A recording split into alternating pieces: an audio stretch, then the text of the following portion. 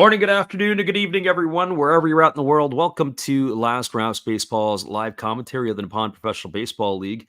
Tonight, we are going to be bringing you the matchup in the Pacific League between the Fukuoka SoftBank Hawks. We're playing on the road to the Tohoku Rakuten Golden Eagles. This matchup here is a rematch of last night's affair as the Hawks took care of the Eagles 4-1. Fukuoka magic number right now to win the Pacific League is 12, as they are holding a 8-game lead over the Hokkaido Nippon Ham Fighters. The third place team is the Marines at 12.5 back, and then the Eagles at 16 back, but the Eagles are starting to run out of games and out of time. They have officially 21 games left. They have the least amount of games played in the Pacific League, and if they are going to make the playoffs, they're going to have to go on a bit of a run. The Marines are currently 3.5 games ahead of the Eagles, yet they've played 4 extra games. So the Eagles will have to make up some of those games to try to get back into it. And as we said, also have to have a little bit of luck on their side as well.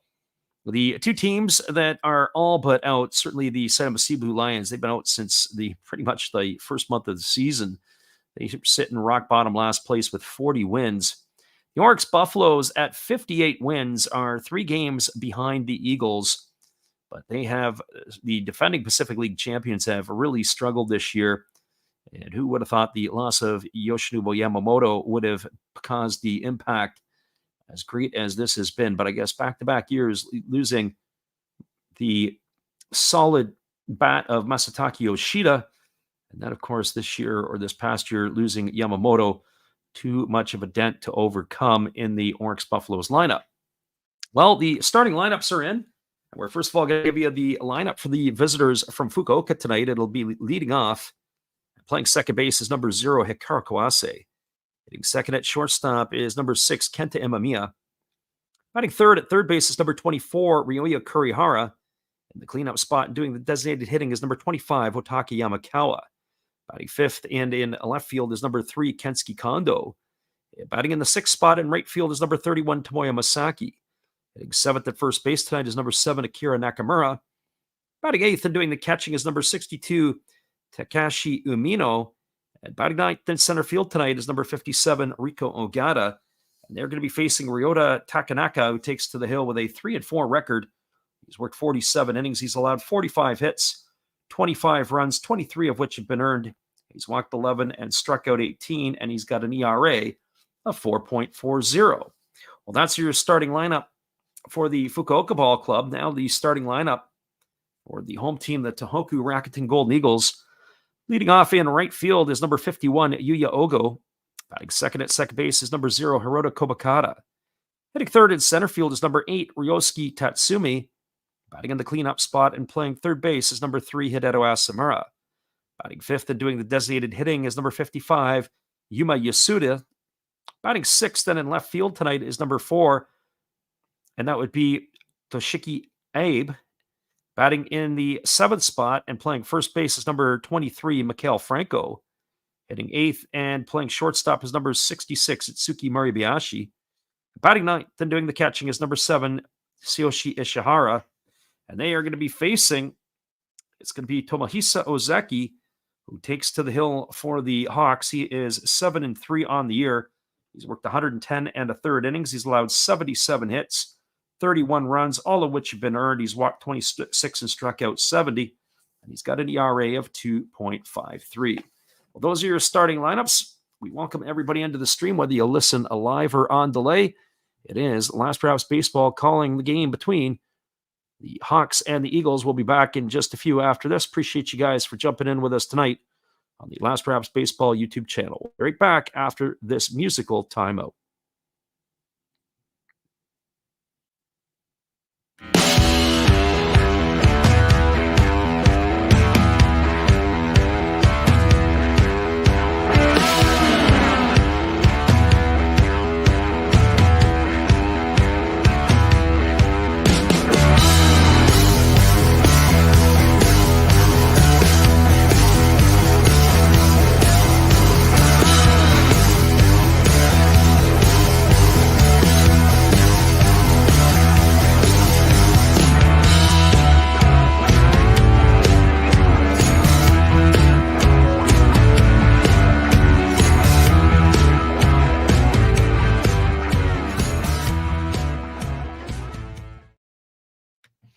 couple minutes away to first pitch as Ryota Takanaka is just throwing and playing catch in front of the dugout. He is taking the field as the first pitch, ceremonial first pitch has been completed. We'll be back in just a couple moments with all the action. Appreciate you guys for jumping in here with us tonight on the Last Drafts Baseball YouTube channel.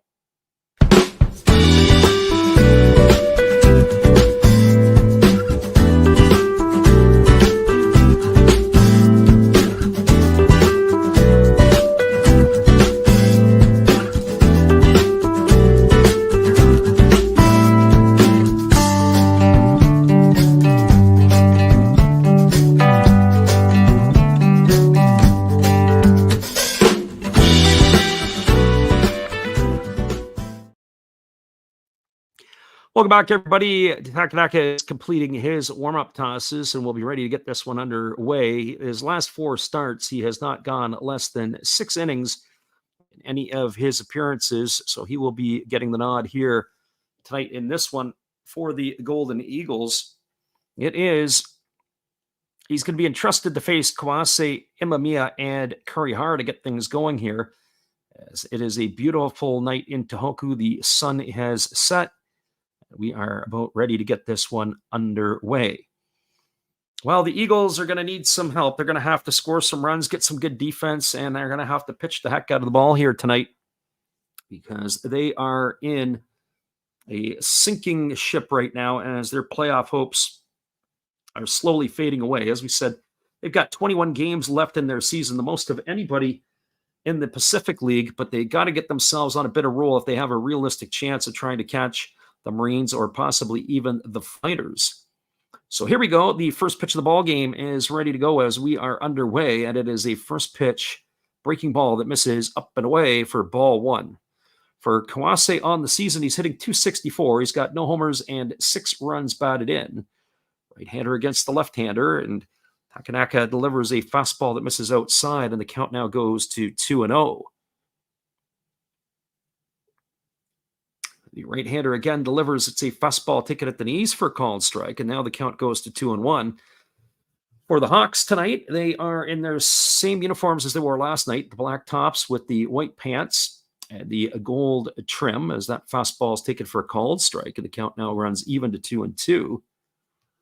For the Tohoku Rakuten Golden Eagles, it's their home whites with the maroon and gold trim as well. Here's the 2-2 pitch.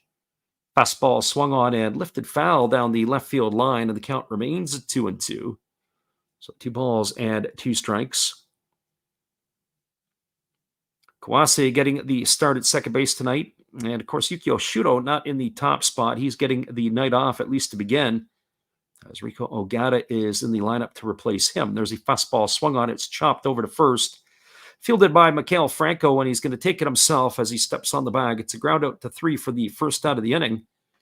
1 up and 1 away. It'll bring up the shortstop, Kenta Imamiya. Defensively tonight for the Golden Eagles, from left to right field, it is Abe in left. The center fielder is Tatsumi with the right fielder, Ogo. Around the horn from first to third, it'll be Franco at first. Kubakata at second. The shortstop is Murray Biashi with Asamura at third. And the battery of Takanaka and Ishihara this evening. So that brings Imamiya to the plate, who's hitting .257, 5 homers, and 30 runs driven in. He was on base 3 times in last night's ball game, and he takes a first pitch fastball over for a called strike.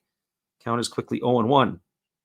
Late night baseball on the Last Drafts Baseball YouTube channel, as that is a breaking ball waved out and missed. The count now goes to 0-2. We'll be back at it again tomorrow night with some Central League action with the Carp and the Giants.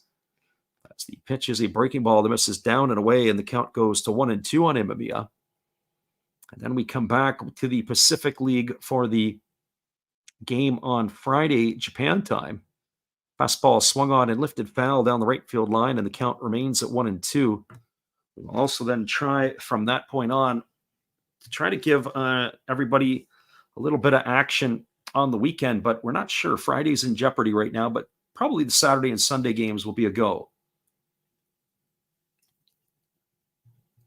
There's a fastball swung on, and this is lifted foul down the right field line. Count remains at 1-2 to Imamiya. Last night, all the excitement got going in the first inning as both teams exchanged punches. Fastball swung on, grounded right back to the pitcher, easily fielded by Takanaka. Throws to first, and that will retire Imamiya on a ground out 1-3. 2 up and 2 away, and that'll leave it all up to the third baseman, Ryoya Kurihara. We're saying last night the Hawks jumped on the Eagles for 2 in the first. The Eagles responded with 1 back, and then the pitchers really settled down. It became a pitcher's duel. It was the 2-run homer off the bat of Hotaka Yamakawa that provided the other 2 runs in the ballgame. Pretty much a quiet affair last night. And here comes the pitch to Kurihara. It's a fastball that misses upstairs. The count is 1-0. Kurihara hitting .267 on the season. He's got 16 homers and 68 runs batted in. As he swings at a fastball and grounds that one foul just past the bag at first base. And the count now goes to 1-1. So 1 ball and 1 strike.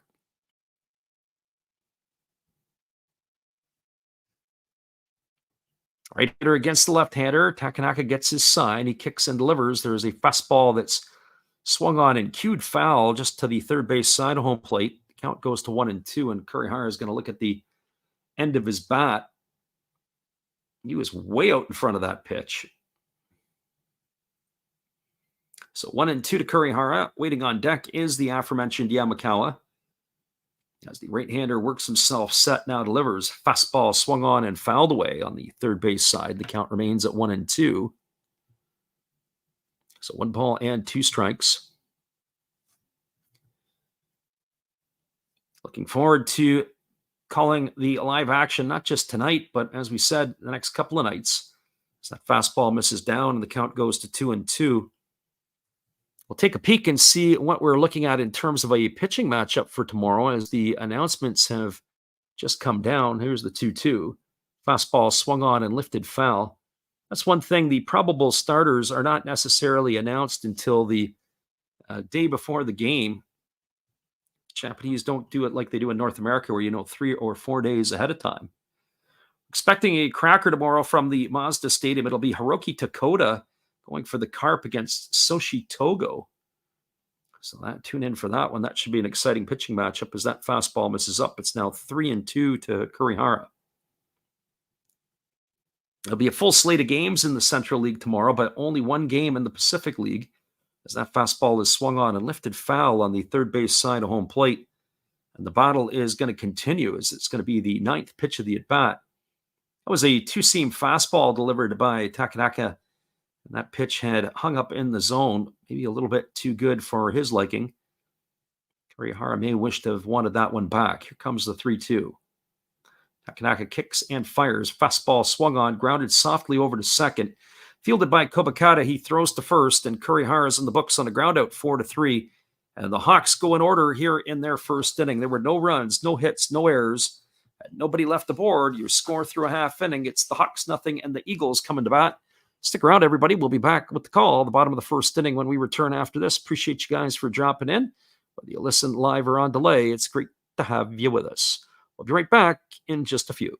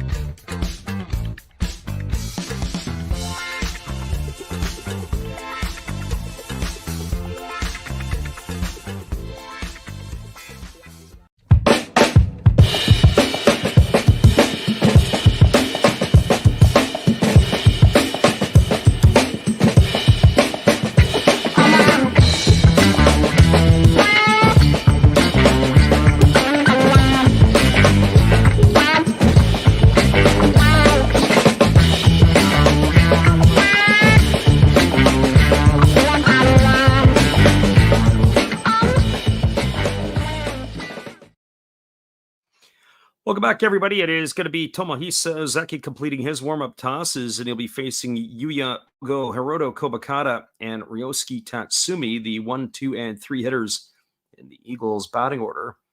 Go ahead for Ogo. He gets things going tonight. He's hitting 260. He's got 6 homers and 42 runs driven in. We talked last night about the Eagles' top of their lineup. They have some speed, as both Ogo and Kobakata are tied for second in the Pacific League in stolen bases, with each with 28. And Ryosuke Tatsumi, who's in the 3 spot, he's got 15 himself.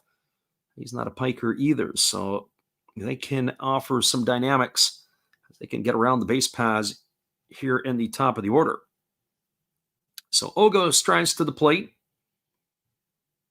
hitting from the left side against the lefty Ozeki, who's ready to get things rolling. And the first pitch of the ball game on the way is a breaking ball that comes inside and has hit Ogo. So that's the way we start the ball game, with a hit by pitch. That one got away from the left-hander, and Ogo is aboard with a leadoff hit batter here in inning number 1, and that'll bring up the second baseman, Hiroto Kobakata.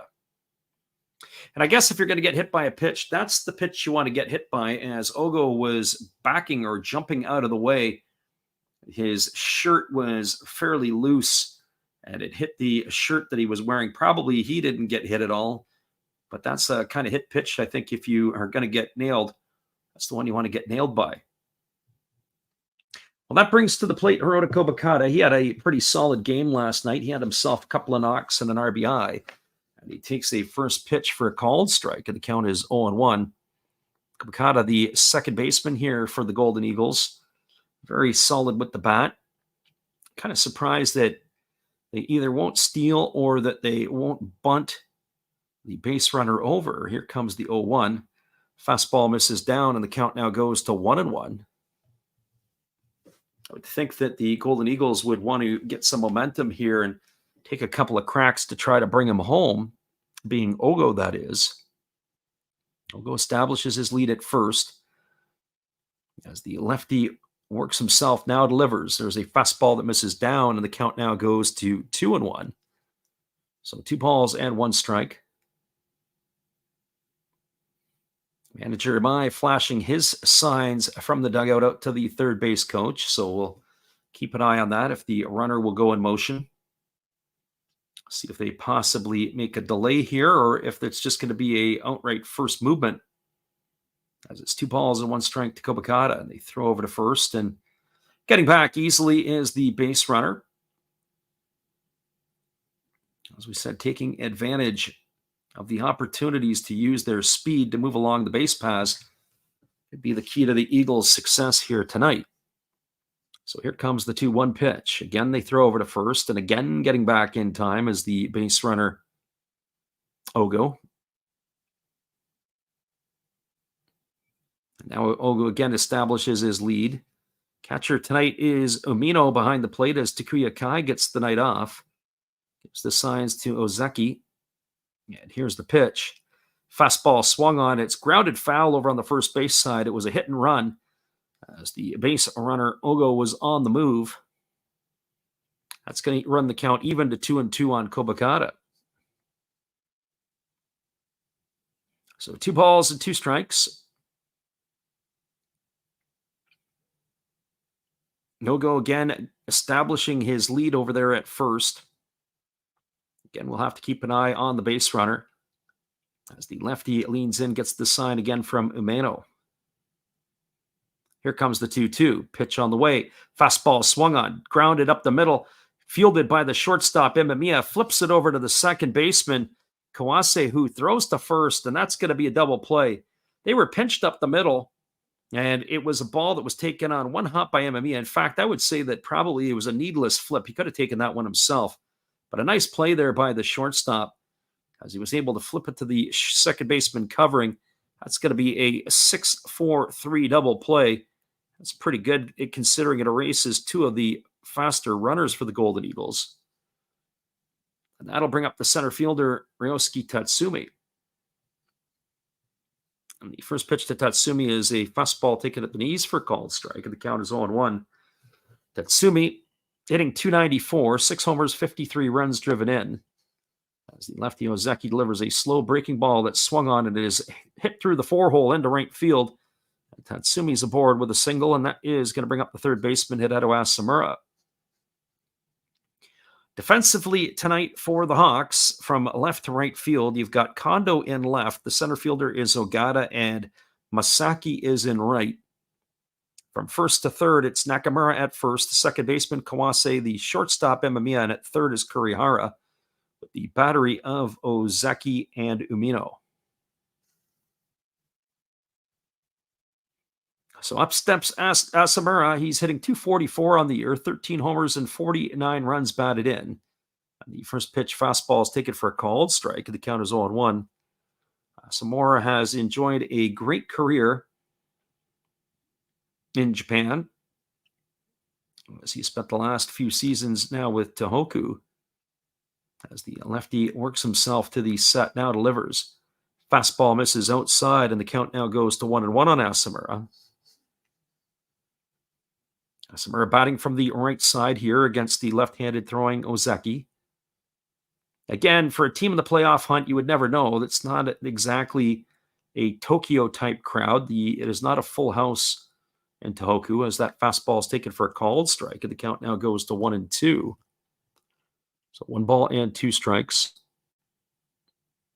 And that in itself is a bit of an indictment on the Eagles fans and their ball club. You'd think that here you are, only a couple of games back, that you would be driving the support on the remaining home games, and that is not the case, as that fastball is check swing fouled away, and the count remains at 1-2. I was really surprised, even in Saitama or Takazawa, where they play, where the Lions call home, the stadium was pretty full for the most part. I'm talking probably north of 90% capacity, maybe more depending upon the evening. There's a breaking ball swung on, and it's grounded foul just past the bag at third base, and the count remains at 1-2. One thing that was interesting, they had different nights and different ticket levels, kind of like what they've been doing in North America. But depending upon the ticket level, they have your standard premium, and your premium tickets. And the standard is just what you're paying for the game. But usually on some of the premium games, they would bring in a musical artist. They'd have like a concert after the game. There's a fastball swung on. This ball is lifted into right field. Coming in and making the catch is Masaki. Asamura hit that ball hard, but right to the glove of the right fielder, and that is going to do it here in inning number 1. No runs in the inning. There was a hit. There was no errors, and there was 1 runner left aboard. We are now through 1 complete. Your score is the Hawks 0 and the Eagles 0. Stick around, everybody. Inning number 2 is just around the corner after this. We appreciate you guys for hanging in with us tonight on the Last Rouse Baseball YouTube channel.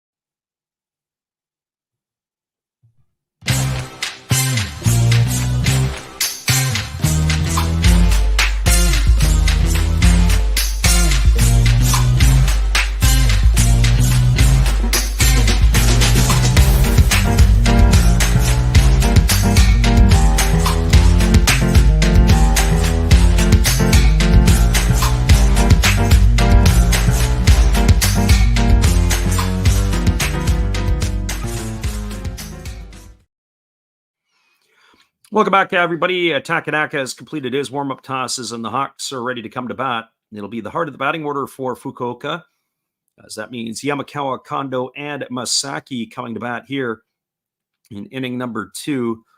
Yamakawa last night delivered the big blow, the 2-run homer to double the lead for the Hawks last night in inning number 5. That helped propel them to that 4-1 victory. Here comes the first pitch from Takanaka. It's a fastball at 90 miles an hour that misses down and away, and the count is 1-0. Yamakawa hitting .243 on the year, 31 homers and 89 runs batted in. Takes a fastball on the inside corner for a called strike. The count is 1-1. I'm not sure I really like the way that the catcher Ishihara received that one. We've talked about it before. Ishihara, the Japanese version of Alejandro Kirk, looks like he hasn't missed many meals. There's a ball that's been swung on and fouled away right into the family jewels, as the catcher is going to walk around and try to walk it off. So 1 ball and 2 strikes to Yamakawa. Plate umpire gets out and dusts the plate, give him an opportunity to catch his breath.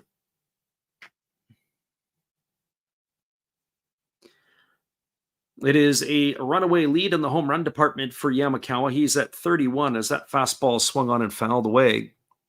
His teammate Kensuke Kondo at 19 is in second place, as he is tied with Gregory Polanco of the Chibalote Marines. They were saying the other night that there may not be anybody in the Central League that'll drive in 100 runs, let alone 90, as that fastball is swung on and fouled away, and the count remains at 1-2.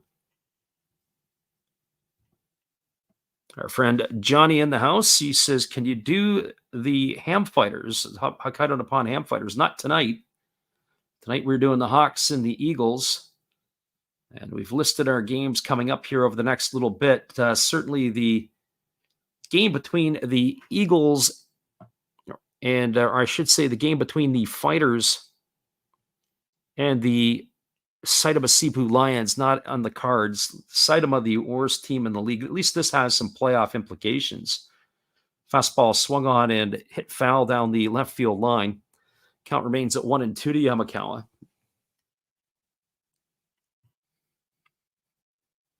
Our games over the next couple of nights we are going to be doing, as we've listed on our channel. Tomorrow night we're going to be doing a Central League game, which is a rarity for us. We don't do a lot of the Central stuff, as there is a fastball swung on. It is popped up over on the left side of the infield. Coming in on it and making the catch is Asamura, and that's going to retire Yamakawa for the first out of the inning. So 1 in the books. That'll bring up the left fielder Kensuke Kondo.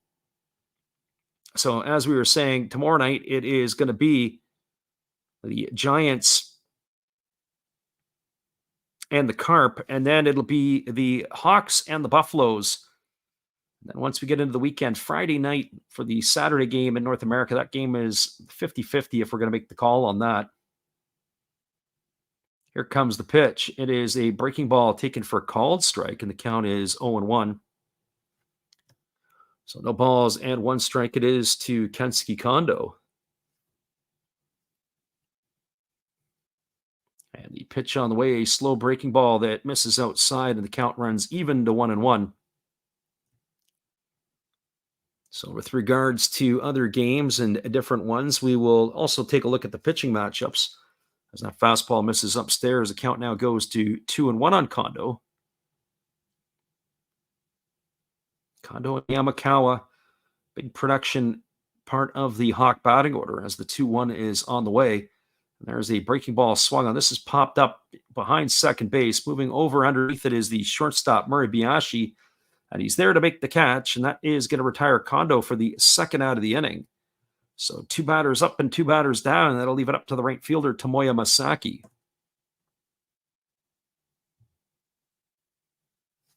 Well, for Masaki, he's hitting .272 on the year, 5 homers and 24 RBIs. He's been giving good production in the absence of Yuki Yanagita.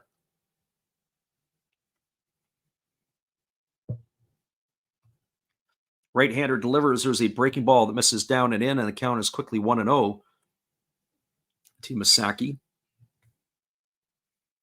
Only 34 pitches so far from the right-hander, Takanaka, as he delivers a off-speed pitch that misses upstairs. The count is 2-0. One thing I will say about Takanaka, if he's going to leave some of those off-speed pitches up in the zone, he's going to get punished eventually. 2 balls and no strike. Pitch on the way. And there is a breaking ball that catches the inside corner for a called strike, and the count now goes to 2-1. So 2 balls and 1 strike it is. Right-hander again delivers a fastball. This time, that would have been one of the harder pitches he's thrown. That came in at 91 on the gun. So 2 balls and 2 strikes now to the right-handed hitting Masaki.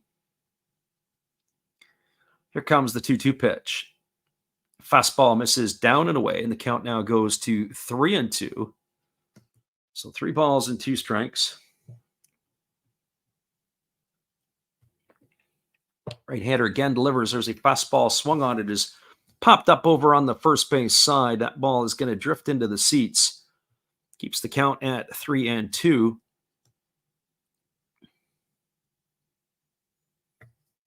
So Tomoya Masaki battling away here against Takanaka.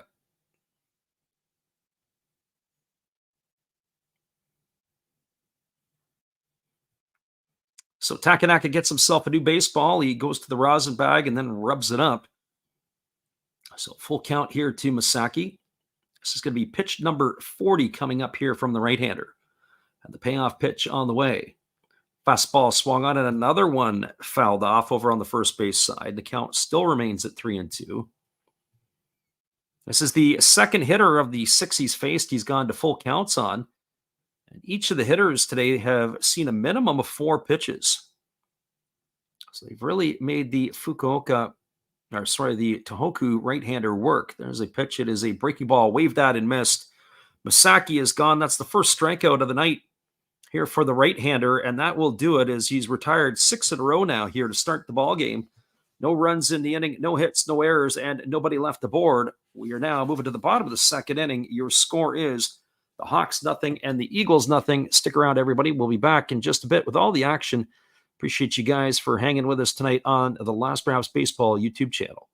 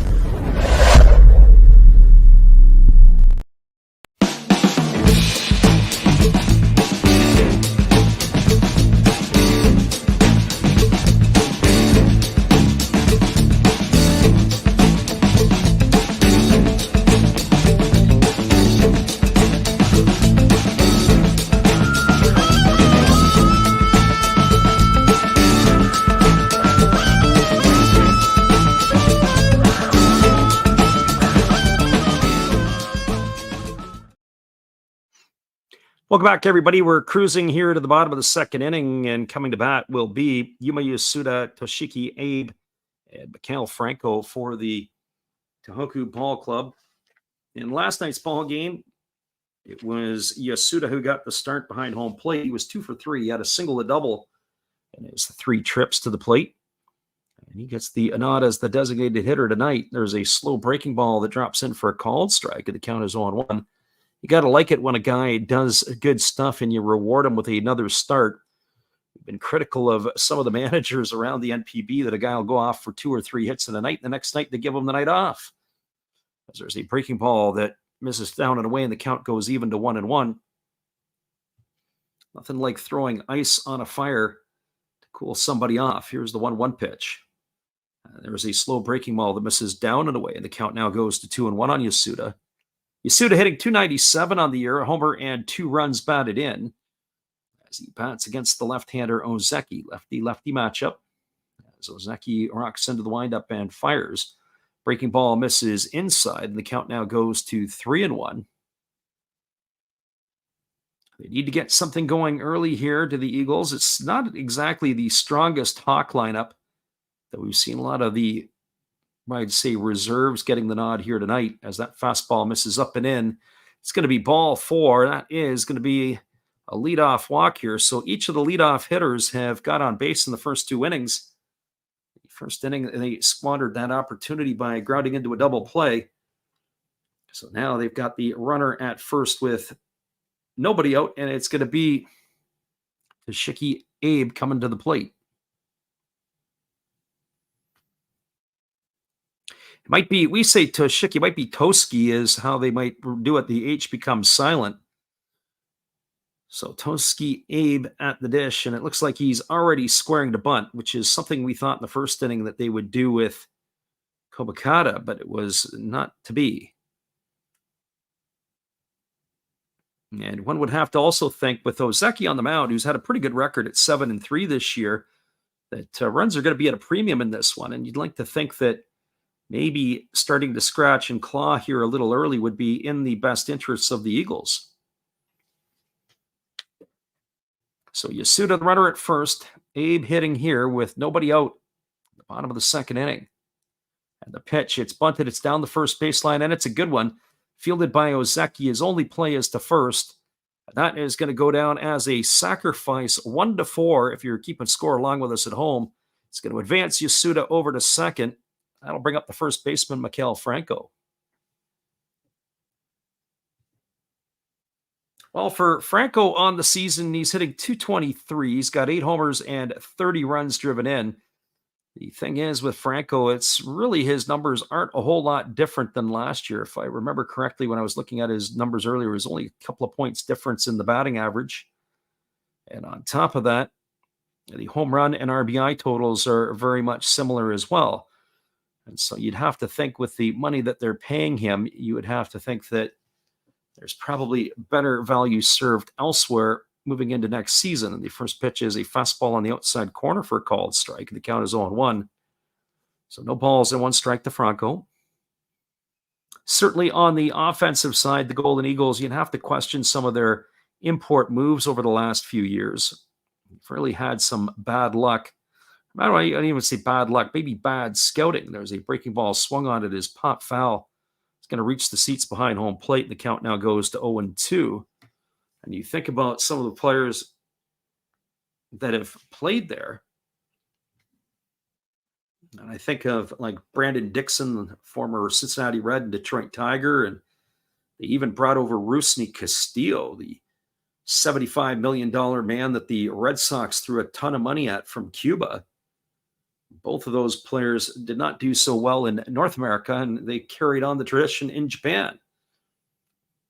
Although I have to say, Dixon did have a decent year with the Tigers one year. Here's the pitch.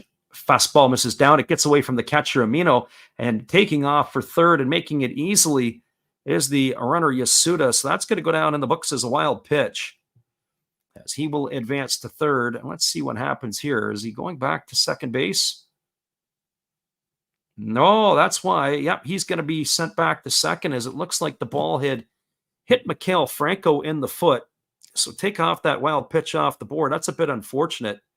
And it did get him off the toe. So that's going to be a hit by pitch. That's the second batter tonight Ozeki has plugged. And so Franco goes to first. That might be a lucky break for the Hawks, as that allows a double play possibility and a force to still exist. That's going to bring Itsuki Muribayashi to the plate. And for Muribayashi, he's hitting .240 on the season. He has got 5 homers and 41 RBIs. He got the night off last night, as he's been playing shortstop pretty much regular for the Golden Eagles this year. But back in the lineup tonight, here's the first pitch. Fastball misses down for a ball, and the count is quickly 0-1. So 1 ball and no strikes to Muribayashi. We'll keep you updated on the out-of-town scoreboard, as well as there is a full slate of games going on across the NPB tonight, as the left-hander works himself to the set. Here comes the 1-0. Pitch on the way. Breaking ball swung on. It is hit to the right side of the infield. Oh, what a great play by the second baseman, Kawase, going deep into the 4-hole. He throws almost blindly to second. It's going to erase Franco on the fielder's choice. He's going to be gone 4-6. He's out for the second out of the inning. Yasuda advances to third. Muribayashi safe on the trail side. And that will leave it up to the catcher, Tsuyoshi Ishihara. Nice play there by Kawase. And even the fact that they maybe had a shot for a double play was impressive. Just peeking at the out-of-town scoreboard, Buffaloes are trailing 1-0 to the Marines. That's in the top of the second inning. That's at the Kyocera Dome in Osaka. The game between the Fighters and Lions are locked at Zero's top third. That game's at Escon Field in Hokkaido. So here comes the first pitch to Ishihara. And it is a fastball swung on and fouled straight back, and the count is 0-1. This is the Japanese Alejandro Kirk, as we have called him a couple of times when we've seen him. He's hitting 165 with 4 homers and 12 RBIs, but if you know what I mean, his body type is very similar, very low, built low to the ground, but much like a fire hydrant, a little bit on the wide side. So no balls and 1 strike to Ishihara. Here comes the pitch. Slow breaking ball misses outside. The count runs even to 1-1. Scores over in the Central League. It is the Giants and the Carp locked up at zeros. The Giants have a 2-game lead on the Carp right now in the Central. So if the Carp can get a win tonight, that's the game we'll look at tomorrow night. That could be for the first place positioning. Could end up being a tie if the Carp can win back-to-back evenings. There's a breaking ball taken for a called strike. The count goes to 1-2 on Ishihara. Bay Stars and Tigers locked at 1 in the top of the second, and the Swallows in the Basement Bowl have a 1-0 lead over the Dragons. That's in the bottom of the second inning. So let's see if they have any shenanigans going on here. Do the Golden Eagles. Runner at first is Muribayashi. At third is Yasuda. Ozeki kicks and delivers. Fastball swung on and fouled away, and the count remains at 1-2 to Ishihara.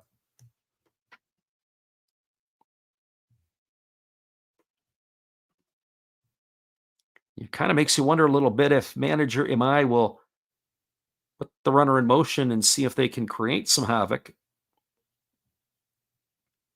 I kind of wonder a little bit about Tohoku, where they're at, if they are a team that is in flux.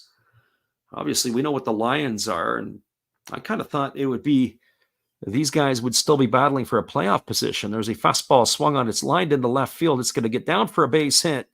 Coming across to score is Yasuda, and that's going to be the first run of the ball game. An RBI single for Ishihara. It advances Muribayashi over to second, and the Eagles now have a 1-0 lead here at the bottom of the second inning. Our friend Zay is in the house tonight. Zay, this is a little bit of a off night for you. We welcome you into the late night stream. Speaking of resident fighter fans, Zay is in the house. Got a walk-off victory last night, did Hokkaido. Some late night baseball this week, as we mentioned. Back on the airwaves tomorrow for the Carp and the Giants. Hopefully that will be a 1-game difference between first and second place. So here's the left-handed hitting Yuya Ogo at the plate, and he swings at the first pitch breaking ball and lifts that foul into the seats on the first base side. Count is 0-1. So 1 ball, no balls, and 1 strike it is. His first at bat, he was hit by a pitch to start the ball game. As we said, it was a breaking ball, and as he was moving backwards, it just caught his jersey. If you want to get hit by a pitch, that's the one you want to get hit by. So here comes the 0-1 from Ozeki. Pitch on the way. Fastball taken for a called strike. The count now goes to 0-2. So no balls and 2 strikes to the left-handed hitting Ogo. After this half inning, we will take a little break. Not a huge break, but we'll take a minute break and refresh our drink, as we're starting to run low on our iced tea this evening. So runner at first is Ishihara, runner at second, Muribayashi. As the left-handed hitting Ogo is waggling the bat. Now he kicks and delivers, and it is a fastball swung on and fouled away, and the count remains at 0-2. There were some good matchups in Major League Baseball tonight, but one of them that we looked in on was the Shota Imanaga Yoshinobu Yamamoto matchup in Los Angeles, the 2 Japanese pitching stars. It was Imanaga who ended up coming out with the victory in that one. It was the relief who blew the lead for Yamamoto in the Dodger uniforms. Here's the 0-2. There's a breaking ball swung on. This is lifted into the seats down on the third base side, and the count remains at 0-2. Battle continues here with Ogo.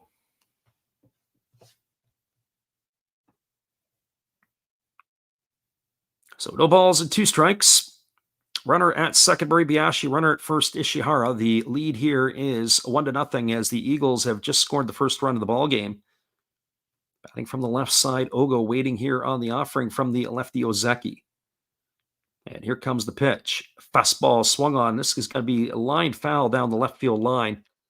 And again, the battle continues. 0-2 here to Ogo.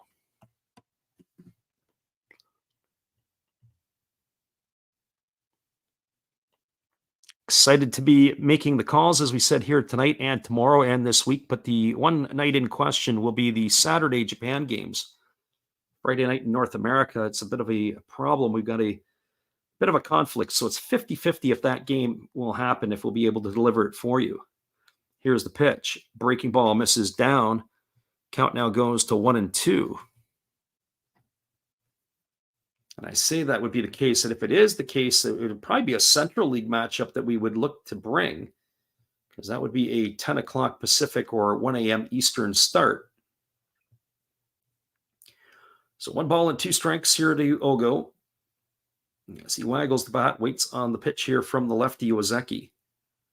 And the pitch on the way. It is a fastball swung on. It's grounded through the 4-hole into right field. Masaki fields it. Here comes the runner around third, heading home. The throw to the plate, not in time.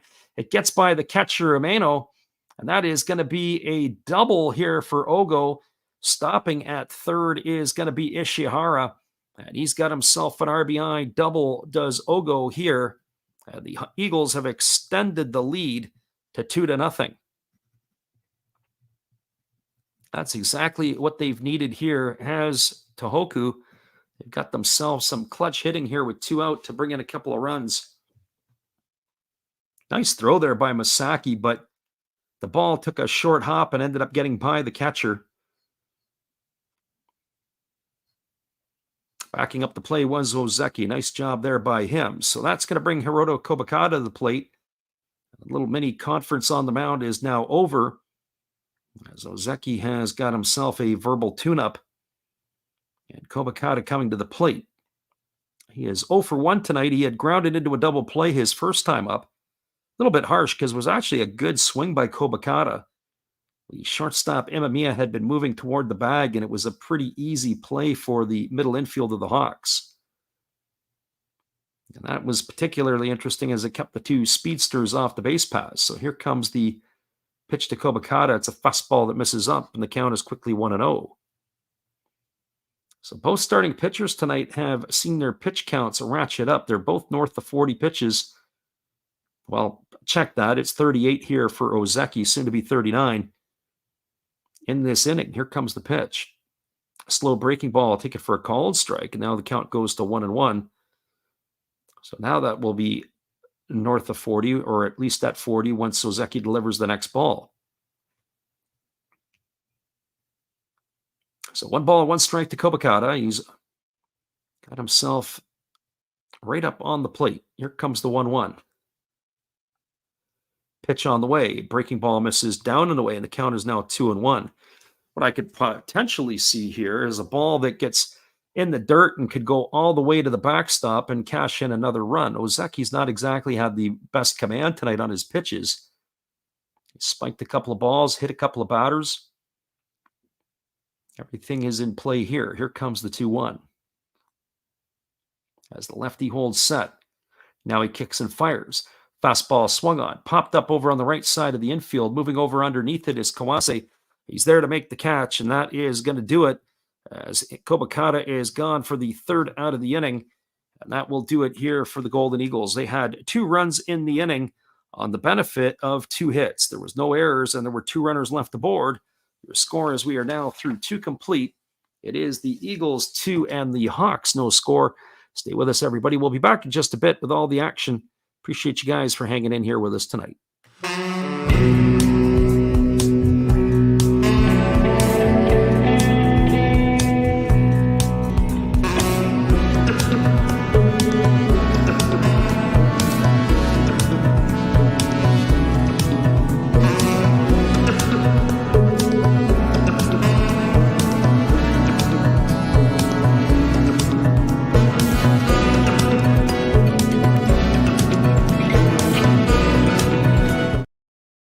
Well, you got to have an ace in the hole, a little secret that nobody knows.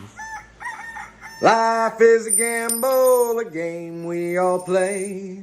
But you've got to save something for a rainy day. You've got to learn to play your cards right if you expect to win in life. Don't put it all on the line for just one roll.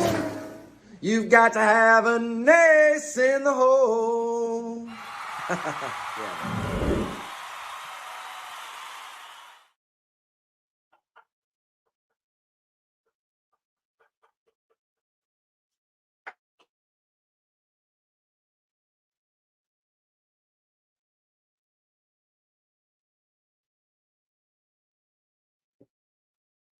Welcome back, everybody. We just had to get a little extended break there as we needed to refresh our iced tea, and Matt Hollis was holding you down.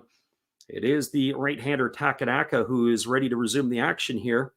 And he's going to be facing the bottom third of the batting order. It'll be Akira Nakamura to lead it off. First pitch breaking ball taken for a called strike, and the count is quickly 0-1. Nakamura batting 190 on the year, no homers and 13 runs driven in. As the breaking ball misses up and away, and the count goes even to 1-1. He'll be followed by Amino and Ogata here in the third inning. As the right-hander delivers, breaking ball misses up and away, and the count now goes to 2-1 on Nakamura.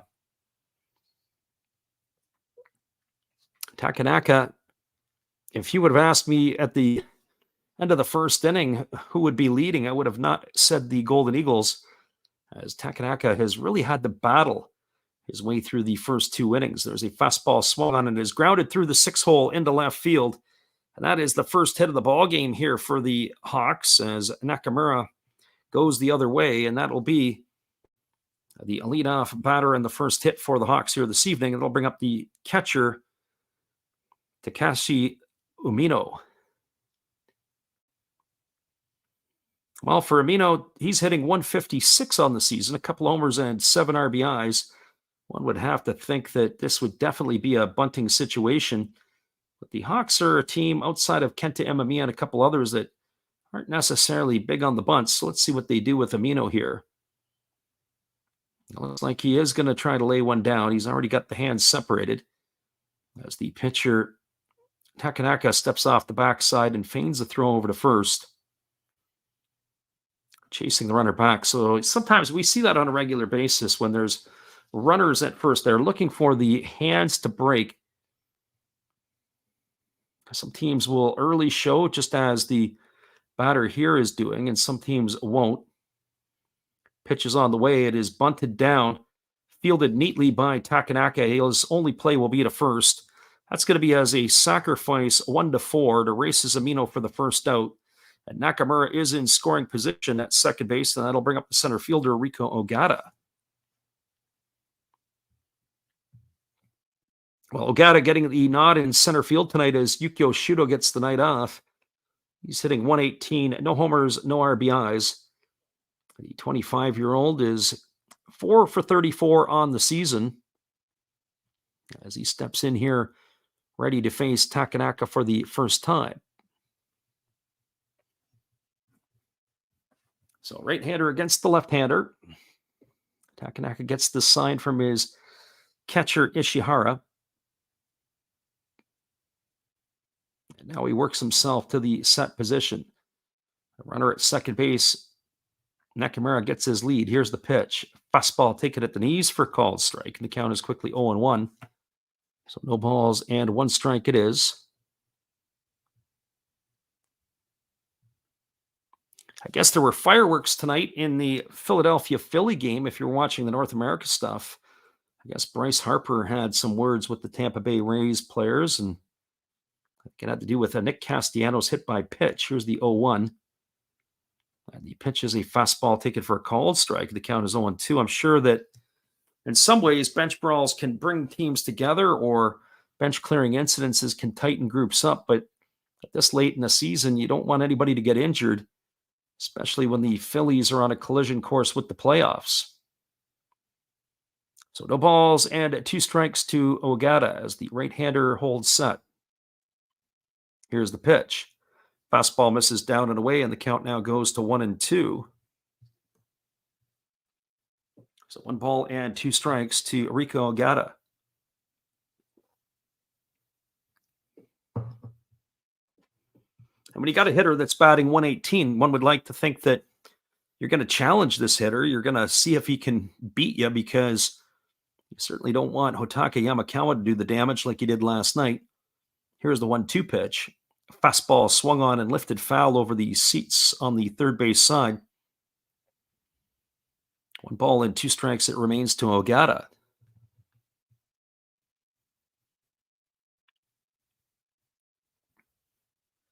Again, a new baseball for Takanaka, and he always goes to the rosin bag, then he rubs it up. And one would have to think there's humidity in the air in Tohoku, but the temperatures right now in the Sendai region are relatively, I guess I would say, palatable. There is a fastball swung on. It's lifted foul down the left field line, and the battle will continue. Palatable from this standpoint. I know that when I was there a couple of weeks ago in Tokyo, the temperatures were in the pretty much the daytime highs were in the low to mid 90s. But up in the Sendai region, very comfortable. You were looking at daytime highs in the low to mid 70s with overnight lows in the low to mid 50s. And so you would think here tonight that that's probably what they're looking at, probably temperatures in the 70s. We didn't do a weather report before the game. There's another fastball swung on and fouled away. And the count remains at 1-2 to Ogata.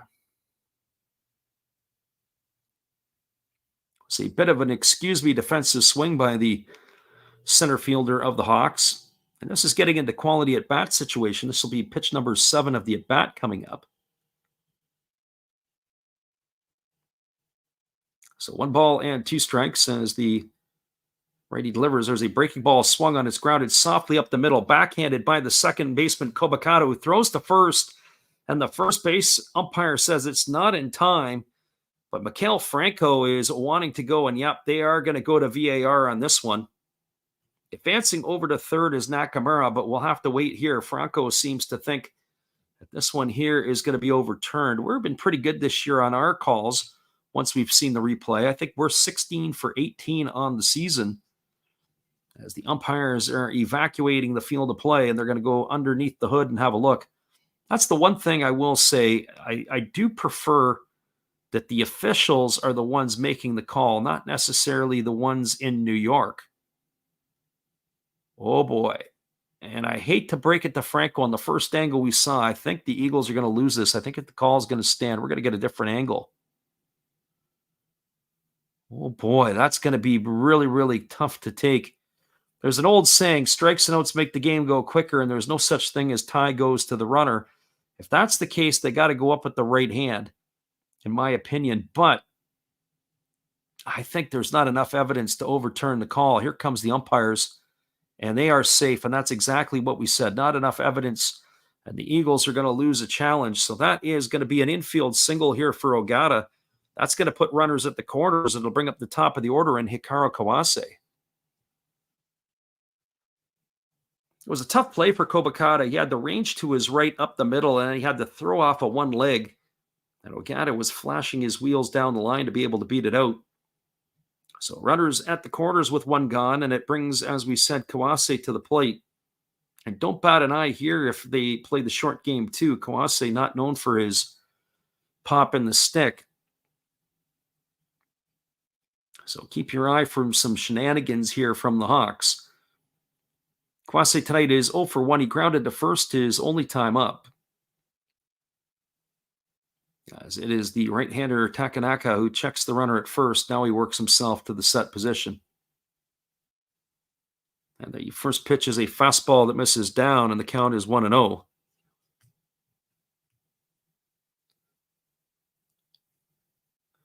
So 1 ball and no strikes to Kawase.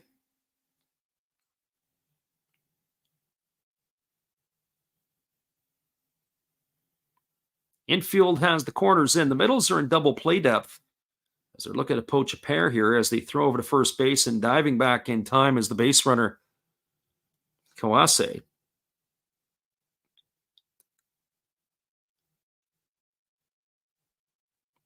So 1 ball, no strikes. It remains here to the leadoff hitter, Kawase. As the right-hander holds set, here comes the pitch. Kicks and fires. Fastball catches the inside corner, and the count runs even to 1-1. Nice pitch there by Takanaka. That one had a little bit of backdoor run on it as well. So 1 strike it is.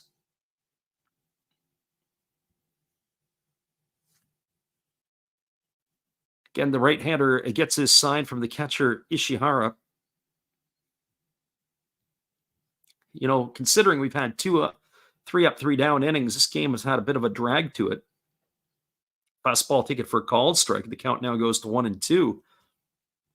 Just a lot of pitches thrown between these two starters already. Usually the rule of thumb, we talk about this on a regular basis, is 15 pitches per inning. You want to try to get out of that as quickly as you can. Some have more, some have less. But already 56 pitches here for Takanaka. Here comes the 1-2. And we haven't even completed the third inning yet. Pitch on the way. Fastball swung on and lifted foul into the seats down the left field line. The count remains at 1-2. And the thing I think with Takanaka here, he just doesn't have enough on the fastball to blow it by the hitters. He doesn't have enough on his secondary pitches to really keep him off balance. He's only got 1 strikeout here so far tonight. And he doesn't have a lot of life on the pitches to blow guys away, whether it be his breaking ball, his fastball. You think of major league guys like the pitcher for the San Francisco Giants that I think about, Logan Webb. Fastball swung on. This ball is lifted into deep left field. That should be deep enough to get the run in. Moving back is the left fielder, Abe. He makes the catch. Tagging at first and heading into second is the base runner, Ogata. Good piece of base running there. So it's going to be a sacrifice fly to left. It's going to cash in a run here. That's going to be the second out of the inning. Scoring from third, Nakamura. You can put him on the board. And then you've got Ogata sliding in at second. So he's in scoring position now with 2 gone. And it'll bring Kenta Imamiya to the plate.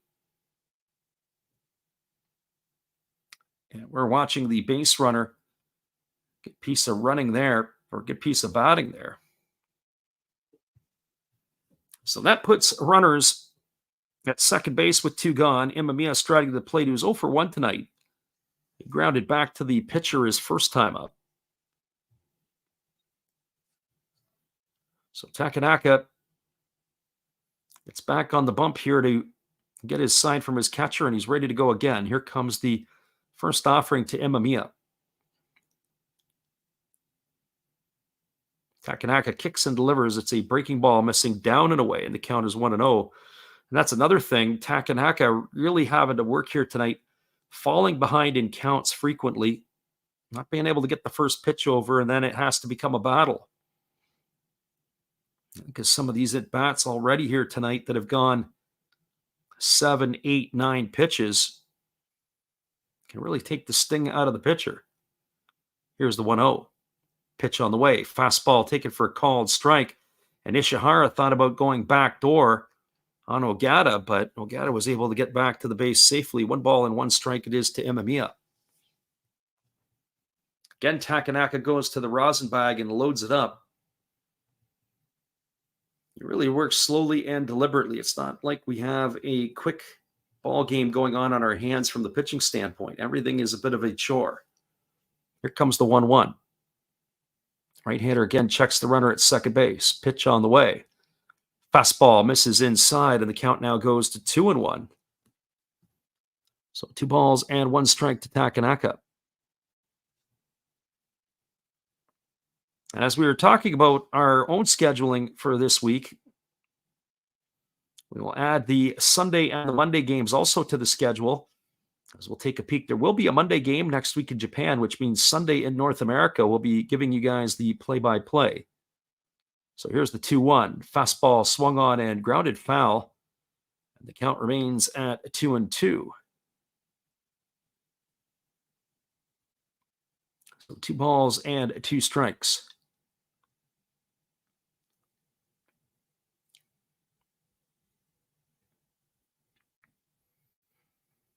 The right-hander, Takanaka, gets himself again a new baseball and goes through that routine, goes to the rosin bag, loads it up, gets it ready to go. Here's the 2-2 pitch as Imamiya waits here again. And Takanaka kicks and fires. Fastball swung on, grounded up the middle past the diving second baseman into center field. Rounding third and heading home is Ogata, and the throw will not be in time. And just like that, the Hawks have retied the ball game here with two of their own in the top of the third. An RBI single with two out by Kenta Imamiya has done the damage. And now we are back to where we started with a 2-2 ball game. And that is going to bring the pitching coach out of the Golden Eagles dugout, as they're going to come out and here talk to Takanaka. That pitch was too good. Good piece of hitting there by Imamiya, grounding that ball up the middle, just past the diving second baseman Kobakata.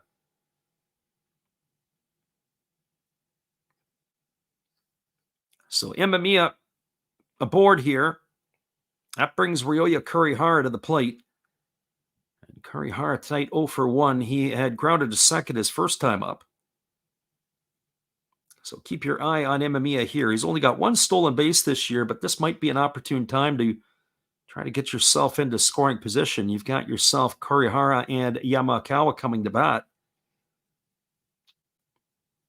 A base hit single here could do more damage.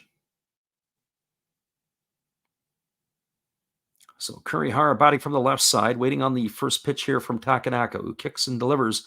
There's a breaking ball that misses outside. The count is 1-0. So the falling behind with the first pitch theme continues here. 2-2. Hawks have tied up here against the Golden Eagles, as the right-hander works himself to the set yet again. Here comes the pitch from Takanaka. Fastball swung on and lifted foul down the left field line, and the count goes even to 1-1. So 1 ball and 1 strike it is.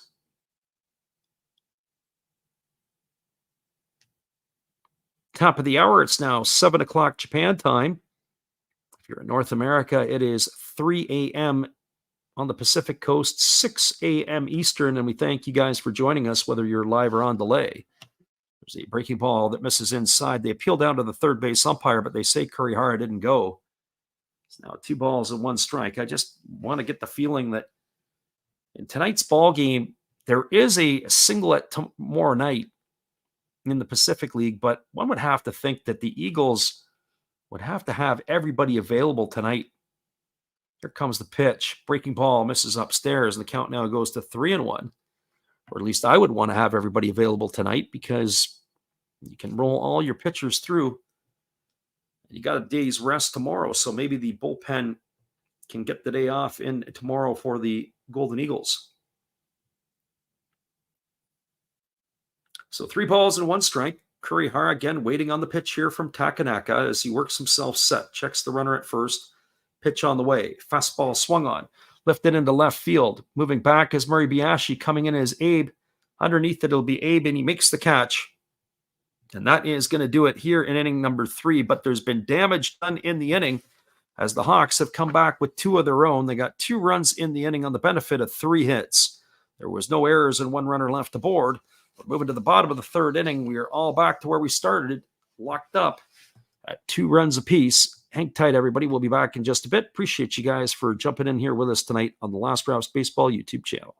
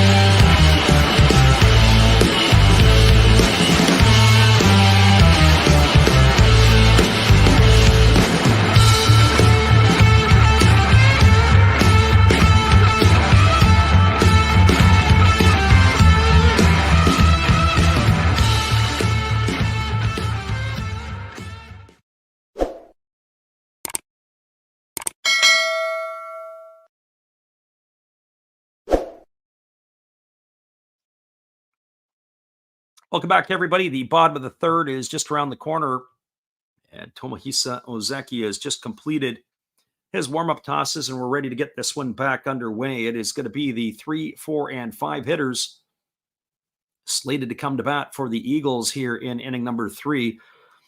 Tatsumi, Asamura, and Yasuda slated to come to bat. As Tatsumi tonight is 1 for 1. He singled with 2 out in the first inning, but allows left stranded aboard. His hot hitting and strong season continues here for Tohoku. So left-hander against the left-hander. As Ozeki gets the sign and he rocks into the windup and delivers a slow breaking ball that misses up and in. And the count is 1-0. So 1 ball and no strikes. Lefty-lefty matchup as Ozeki rocks again into the windup and he kicks and delivers. There's a breaking ball swung on and grounded foul.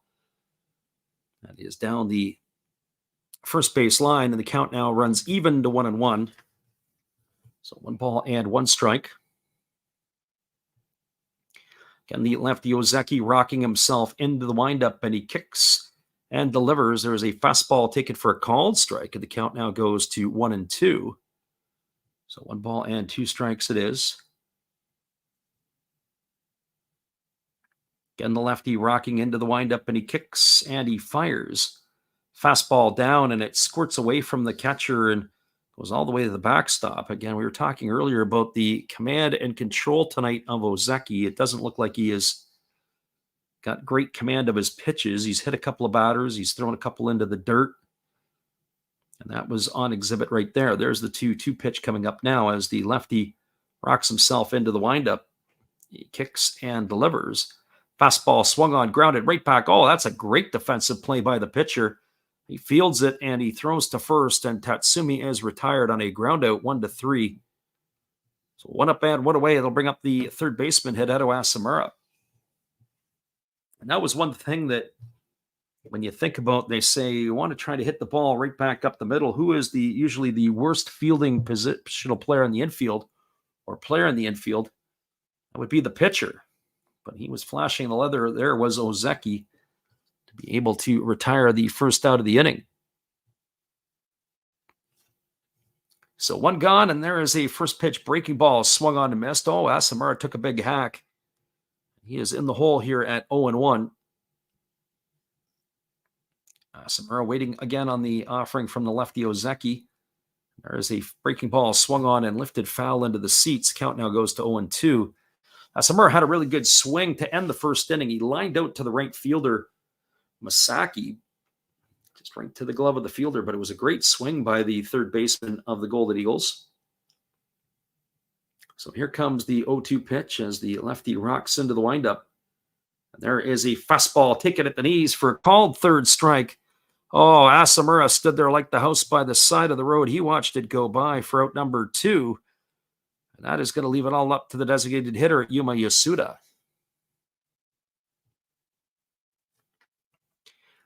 Well, for Yasuda tonight, he had a leadoff walk in the second inning and came around to score on the RBI single off the bat of Ishihara. Yasuda has had back-to-back nights of production. He had a pair of hits in last night's ball game, got the start again tonight, and has already walked and scored a run. Yeah, and here comes the first pitch from Ozeki. Breaking ball misses down, and the count is 1-0. Yasuda entered the fray tonight hitting .297 with a homer and 2 RBIs, 11 for 37 on the season. So he's getting the opportunity here late in the season to perform. Breaking ball taken for a called strike, and the count is 1-1. In fact, last night he got the start behind the plate. Normally you would expect that it would be the likes of Oda. Of course, Ishihara behind the plate here tonight. There's a slow breaking ball swung on. This ball is popped up over on the right side. Camping out underneath it is the second baseman, Kawase. He's there to make the catch. And the Eagles are going to go quietly in their half of the third inning. They go down 1-2-3. No runs, no hits, no errors, and nobody left aboard. We are now through a third of the ball game. Your score is the Hawks 2 and the Eagles 2. Stick around, everybody. We'll be back in a bit with all the action. Appreciate you guys for hanging here with us tonight on the Last Rounds Baseball YouTube channel. We'll be back in just a few. Good evening, ladies and gentlemen. Namaste. Hey, I hope you guys have been enjoying the game. My name is Hollis. I've got a YouTube channel called Another Hollis Build. I love baseball cards. I open up brand new product for you guys. I open up old stuff. I do breaks. I do auctions. All kinds of stuff concerning baseball. I'm Friars faithful, Padres to the end. I also love Garbage Pail Kids and my animals. I have a ton of animals. It's like a mini petting zoo here around my house. I also love my city. San Diego, baby. I take you all around the city and show you what's up. If you guys dig stuff like that, cruise on over and check it out. It's Another Hollis Build. If you dig it, subscribe. I'd really appreciate to have more follow me along on the journey. Hey, either way, you guys have a wonderful day or a beautiful, beautiful evening. No matter which one it is, make sure that you make it great, my friends. Big up Last Raps Baseball. Yeah, Freddie, let's go. One love and peace. Yeah, man.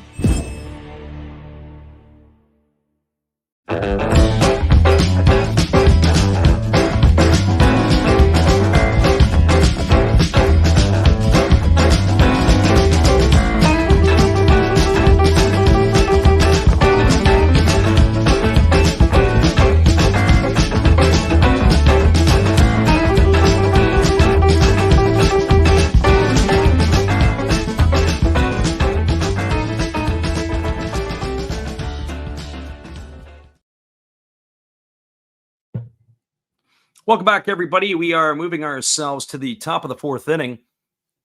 Coming to bat here, it'll be the heart of the order for the Hawks. That means Hotaki Yamakawa to lead it off. And the first pitch he sees is a fastball swung on, and he hits it over the head of the left fielder, Abe, all the way to the wall. And he is going to be held to a long single here for Yamakawa. That ball was absolutely scorched, but just didn't get enough height onto that one. It was a line drive right over the head of Abe, the left fielder. He wasn't able to make the catch. It just short hopped the wall. Playing pepper with the left field wall was Yamakawa, so he's aboard with a single. That is going to bring up Kensuke Kondo to the plate. Well, for Kondo, he is 0 for 1 tonight. He had popped to the shortstop his first time up. It is Yamakawa who can definitely clog up the base paths, as he is not the most fleet of foot. Kondo here waits on the first pitch. It's a fastball that misses down, and the count is 1-0. So far, it was 68 pitches through the first 3 innings for the right-handed pitcher Takanaka. And so my guess is that the bells, the whistles, and the alarms will be going off after the 5th inning, assuming he can get through 5. Here's the 1-0. Breaking ball that drops in for a called strike, and the count goes even to 1-1. So 1 ball and 1 strike. Takanaka again gets the sign from his catcher. He checks the runner over at first. And here comes the 1-1. It is a fastball swung on. This ball is lined into right field for a base hit. And the Hawks have the leadoff and the second hitters aboard here. As stopping at second will be Yamakawa. So a single by Kondo, and they're playing station-to-station ball, and that's going to bring up Tomoya Masaki to the plate. And for Masaki, he is 0 for 1 tonight. He has been the alone strikeout victim by Takanaka, as he is batting here with runners at first and second. I was saying earlier, we'll be interested to see which players might be invoked to get some sacrifice bunting done. And I don't know if I would even entertain it in this situation. You've got the runner Yamakawa at second. I think in this spot here, there's a good chance that they could probably gun him down over at third base. I'd probably let Masaki swing away here myself, but we're about to find out. So here comes the first pitch from the right-hander.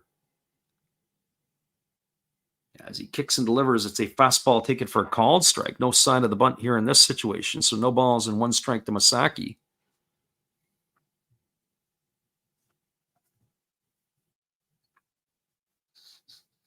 Right-hander Takanaka ready to go again, getting the sign from Ishihara as he works himself to the set. Here comes the pitch. Breaking ball swung on. This ball is lifted into straightaway center field. Making the grab is Tatsumi, and not going anywhere at second base is Yamakawa, so that'll be the first out of the inning. So a bit of a wasted at bat there. As Masaki is in the books for the first out, that's going to bring up the first baseman, Akira Nakamura. So despite the fact that Nakamura has not had a good season this year, he is still a dangerous hitter. The veteran has had many years in the lineup. He's batting 196, no homers, and 13 runs batted in. He did have a single his last time up, and he came around to score the first run of the Hawks. So keep your eye on Nakamura. He could be very, very dangerous in this spot. So the right-hander Takanaka getting his sign from his catcher Ishihara, and he's ready to go back to work. Mind you, he is also a double play candidate at this point. Nakamura not running the best like he used to, as he takes a slow breaking ball over for a called strike. Count is quickly 0-1. As we said earlier on, we will keep you updated on scores from around the NPB, and that is exactly what we will do here. Marines are now 4-0 out in front of the Buffaloes. That's in the top of the third inning at the Kyocera Dome. Here's the 0-1. Fastball swung on, grounded to second. They flip it to second for one, back to first, and that's going to be an inning-ending double play. That's going to go in the books as a 4-6-3 variety, and that will do it here as Kondo was erased at second. Oh, I'll give you that scoreboard when we come back in just a few. No runs in the inning. There were a couple of hits, no errors, and one runner left aboard. Moving to the bottom of the fourth. This game's all lucked up at 2s. Hopefully you guys will stick around and come on back and see us again in bottom inning number 4. We'll be right back after these.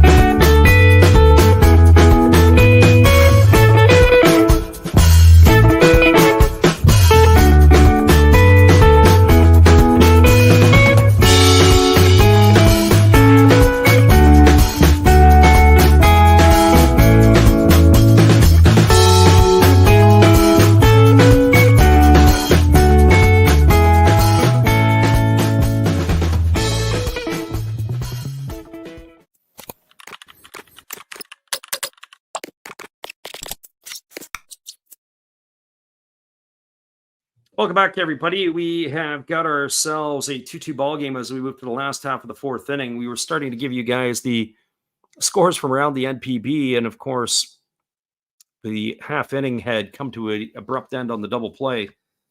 The game between the Lions and the Fighters locked at 0s in the bottom of the fifth inning at Escon Field in Hokkaido. The scores from the Central League, the Carp have a 1-0 lead in the bottom of the fifth over the Giants.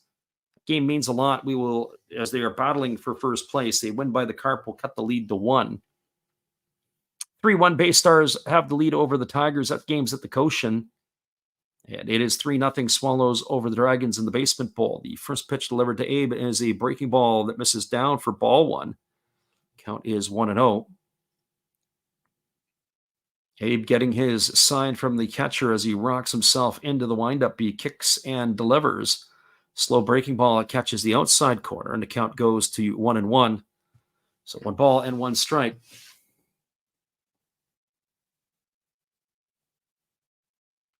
So the lefty at the plate, or the lefty on the mound to the righty at the plate, and there's a fastball swung on and fouled away, and the count now goes to 1-2. Abe tonight is 0 for, actually he doesn't have it at bat tonight because he had a sac bunt his first time up.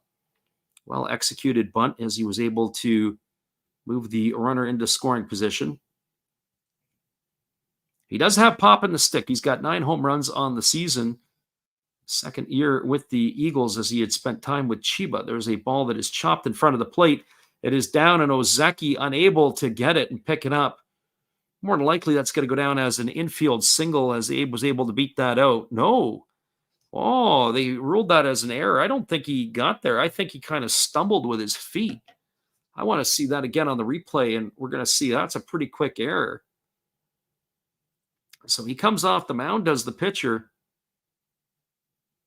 and it looked like he overran the ball. Well, they gave him an error on that one. That's a little bit harsh. I mean, some home cooking, I would have thought that the batter might have been given or awarded a base hit, but not in this case. They rule that as an error to Abe, and that'll bring up the first baseman in Mikael Franco. Well, Franco tonight was hit by a pitch his first time up. As the pitch is on the way, it's a fastball swung on and fouled off right at home plate, and the count is 0-1. Franco has some vicious hacks. He is in scoring position when he steps into the batter's box. So no balls and one strike here to Mikael Franco. As we mentioned, we will do our darndest to do the game on Saturday, which is the Friday game in North America. And we'll take a look ahead, see what we can do, maybe to set that one up early. Here comes the 0-1. Fastball swung on. This is belted foul, well into the seats down the third baseline. He absolutely hook-barreled it. If it was cricket, we might have went for 6. But certainly not in fair territory, that is for sure. So you talk about being out in front of the pitch. That was definitely Mikael Franco. So no balls and 2 strikes.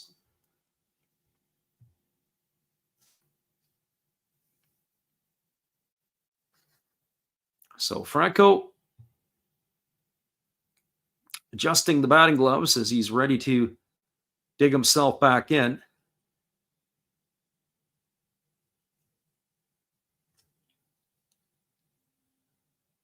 As the pitch is on the way, it's a breaking ball that misses down, but Franco couldn't hold up his swing. He is gone in the books for the first out of the inning. That's a strikeout here. That's only the second strikeout recorded tonight by Ozeki. So 1 gone with the runner at first. That's going to bring up the shortstop, Atsuki Muribayashi. Well, for Muribayashi, he is officially 0 for 1 tonight. He bounced into a fielder's choice, but he did come around and score the second run for the Golden Eagles back in inning number 2. So Muribayashi striding to the plate. Double plays have been in order tonight. The Golden Eagles have bounced into 1 double play, and the Golden Eagles have also turned 1 double play tonight. The first pitch fastball misses inside for a ball, and the count is 1-0. Muribayashi will be a bit tough to double up, but he is potentially a candidate. So 1 ball and no strikes to the right-handed hitting shortstop of the Golden Eagles. Lefty Ozeki holds set, now delivers. Fastball misses down, and the count now goes to 2-0. So 2 balls and no strikes.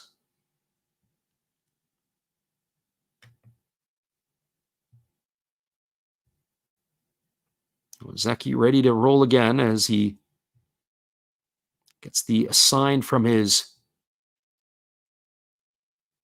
catcher Umino, and he works himself to the set. Here comes the pitch. Breaking ball taken for a called strike, and the count now goes to 2-1.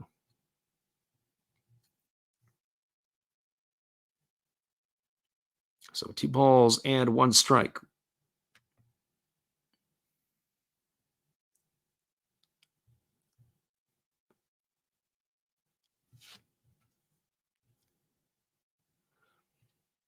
So left-hander ready to go again as Ozeki delivers. Fastball misses down. The count goes to 3-1.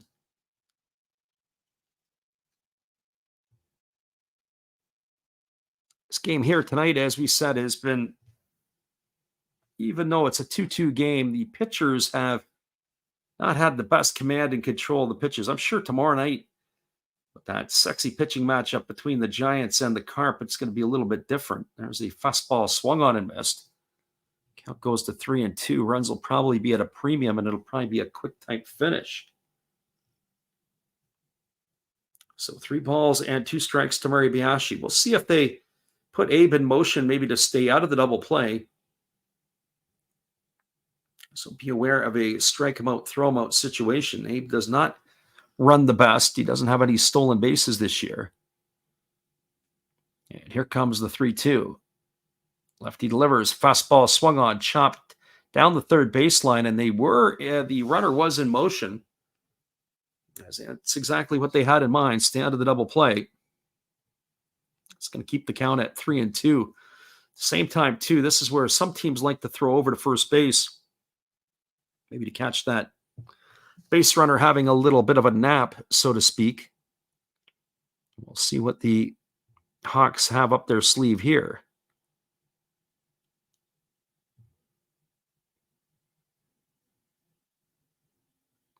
So Murray Bianchi steps out. He gets the sign from the third base coach again.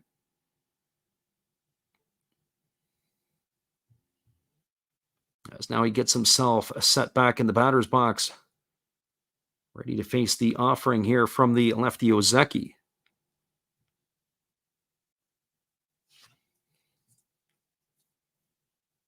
So 3 balls and 2 strikes. Ozeki again working set.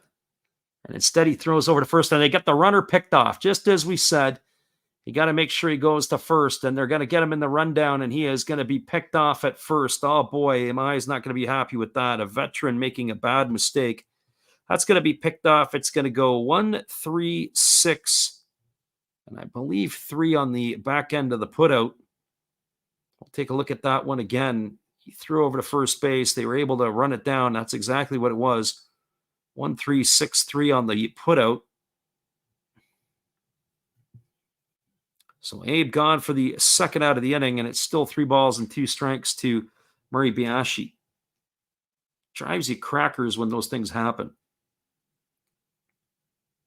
It drive you more crackers if it was ball 4. Here comes the 3-2. Fastball swung on, grounded right back to the pitcher. This time Ozeki makes no mistake. He throws to first. That's going to go out, ground out 1-3, and it's an unconventional 1-2-3 inning. No runs in the inning, no hits. There was an error, and there was nobody left aboard. We are now through 4 complete. Your score is the Hawks 2 and the Eagles 2. Stick around, everybody. We'll be back with the call in just a couple moments. Appreciate you guys for jumping in today on the Last Rouse Baseball YouTube channel.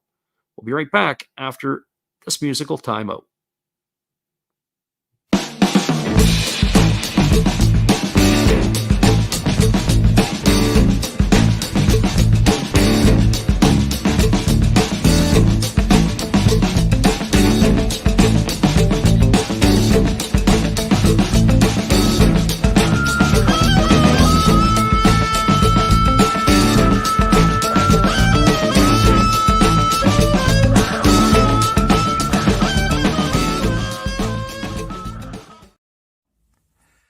This is Steve Rademacher, and I'd like to introduce you to my channel if you haven't seen it before. These are all the things I enjoy: sports, autographs, relics, non-sports Hall of Famers, pseudo-sports, Star Wars. That's my channel name and my name, and I would really appreciate it if you would come check me out and maybe even subscribe if you like it. Thank you for that for now, and back to your ball game.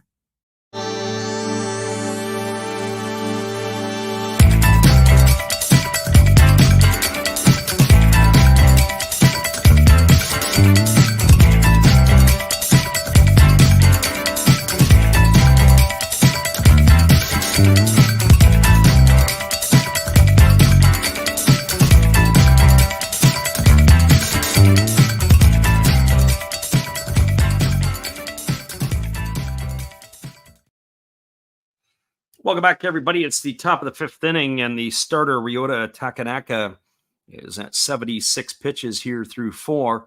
It'll be Umino, Ogata, and the top of the order, Kawase, to come to bat here against the right-hander in inning number 5. And squaring the bunt and then pulling back on the breaking ball was Umino, and the count is quickly 0-1.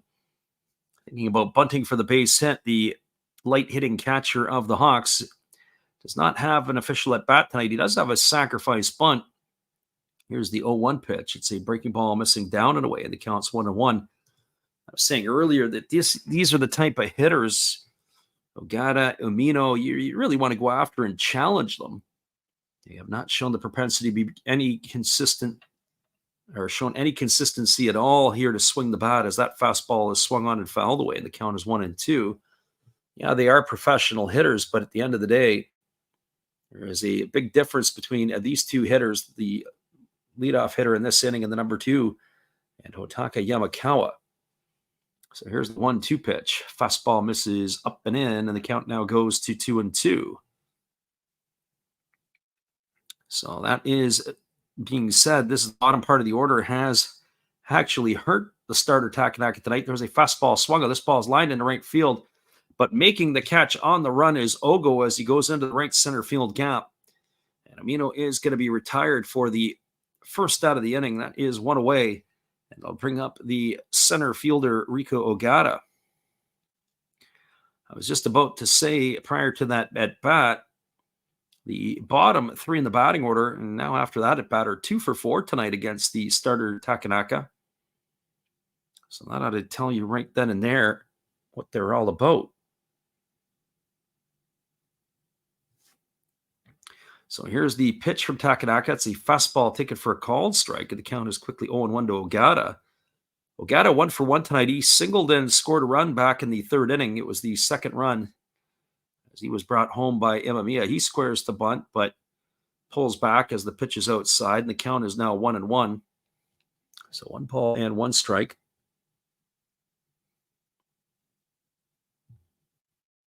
Right-hander against the left-hander as Takanaka delivers. Breaking ball swung on, grounded up the middle, and it's going to get past everybody into center field. And Ogata's got himself his second hit of the evening. As I said, it's been the bottom third of the batting order that have punished Takanaka tonight. Now 3 for 5 against him. That's crazy. They've got half the team's hits. Well, that brings up the top of the order in Hikaru Kawase. As Kawase is officially 0 for 1 tonight. He has grounded out and hit a sac fly, driving in a run his last time up.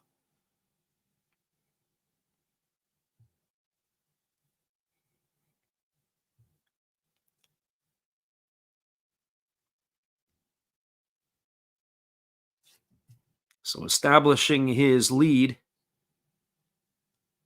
as they throw over to first base and diving back in time as the base runner the base runner Ogata.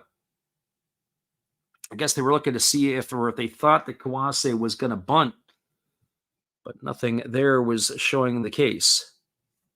Here's the pitch. Breaking ball swung on. This ball is lifted into deep right field. Moving back underneath it is Ogo, and he makes the catch.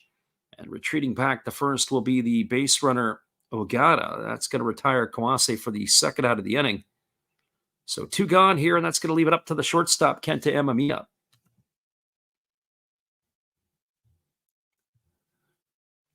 Well, for Imamiya tonight, he is officially 1 for 2. He's got a single and 2 trips. He's also driven in a run.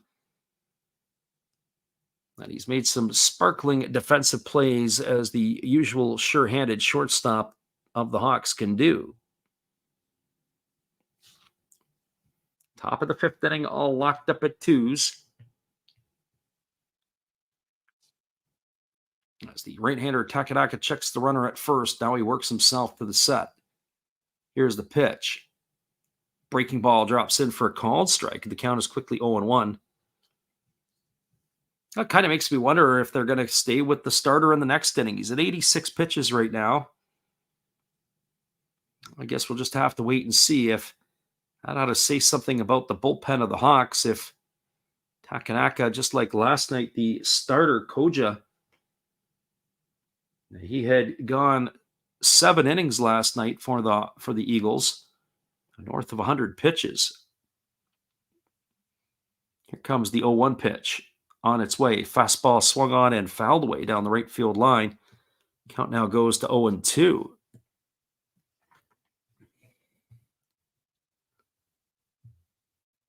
So no balls and 2 strikes to Kenta Imamiya. Just as a reminder, at the end of the 5th inning, we'll take our extended break, as we like to call it the Japanese halftime. So the right-hander holds set now, and he throws over to first base, and the ball gets away from the first baseman all the way to the wall as Mikhail Franco unable to come up with it. That's going to be an error on the pitcher. It's going to advance the base runner into scoring position. So Ogata on to second base on the error by the pitcher. Oh boy. Well, look at that one. That ball was spiked on the ground and it was into the fair territory side, into the runner. Gets by Franco, and now a runner at second base in scoring position with 2 gone. And they come out to take a look at the base runner Ogata because it may have hit him in the hand. That seems to be what he's holding. They're looking right now at the hand of the runner, and just like they do in Japanese baseball, they like to take the player off of the field and into the training room to have a look. So on the dive back, that ball got him in the hand. And we'll see what they have to do here on the way back.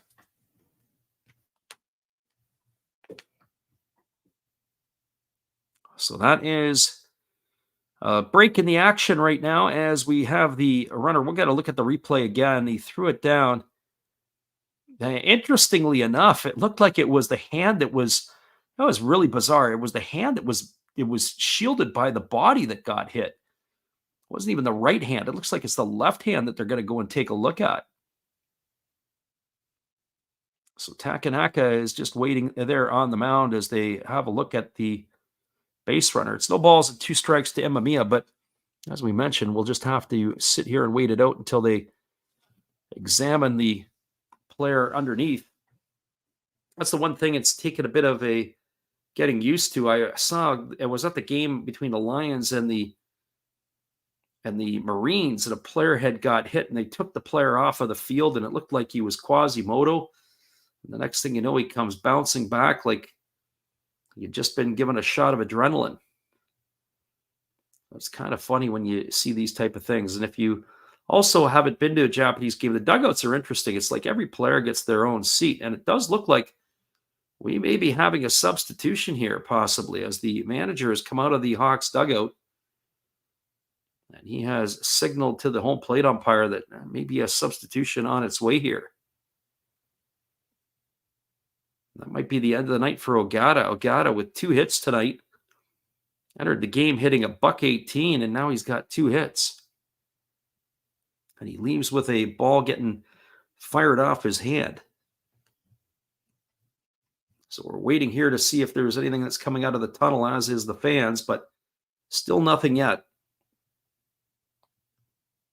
So I thought that signal that maybe the manager of the Hawks was implying to the home plate umpire that they're going to be getting somebody else in the game. We're going to take a look here right now. Is this going to be Ogata?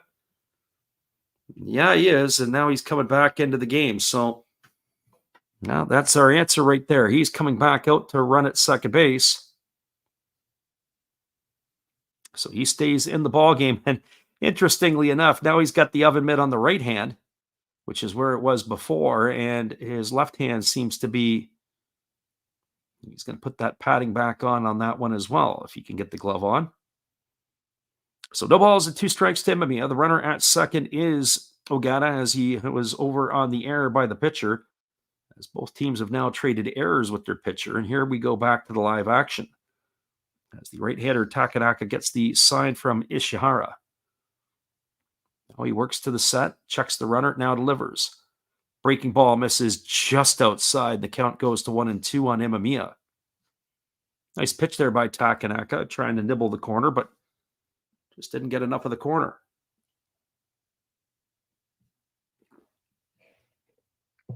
So 1 ball and 2 strikes it is.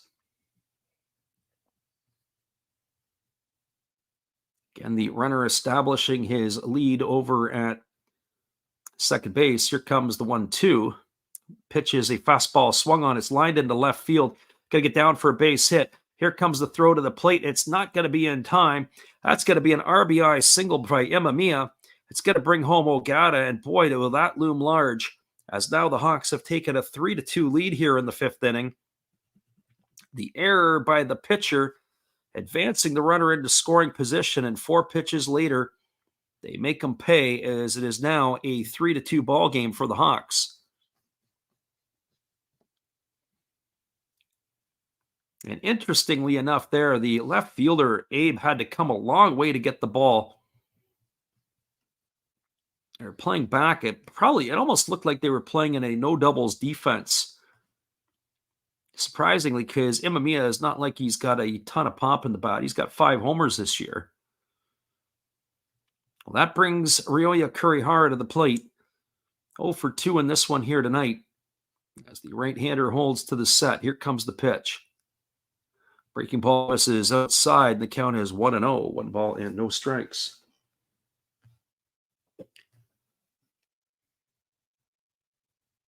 Right-hander against the left-hander.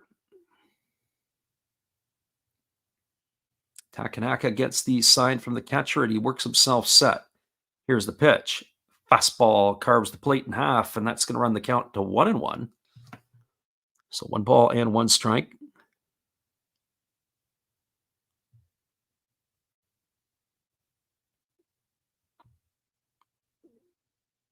It is that time of the morning when I get my Japan Times updates. There's a fastball swung on. This ball is belted into deep right field.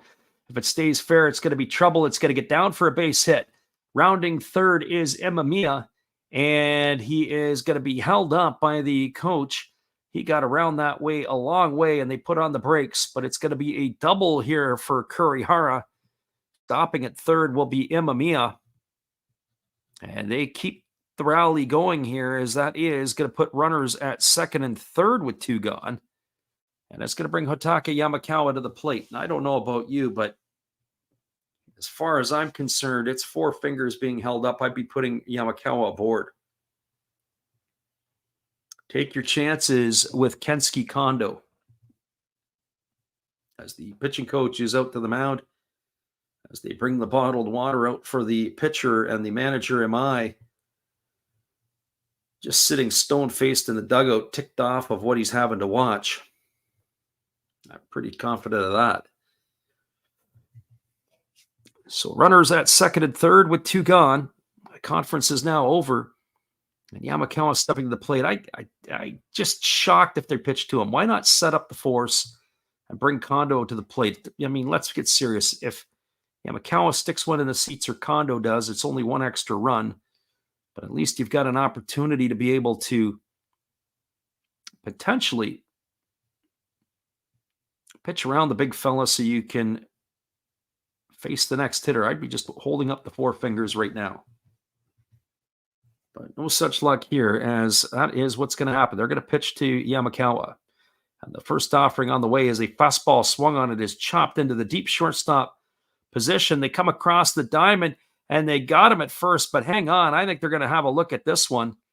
Oh, yeah, right out of the dugout, the manager has come out as he wants to have a look at this on VAR.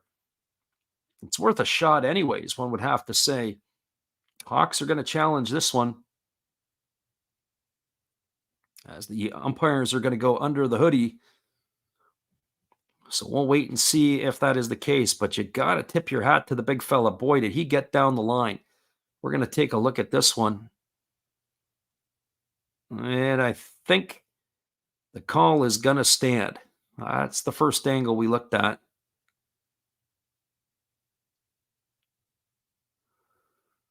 The big fella got down quick. I just don't think it was quick enough.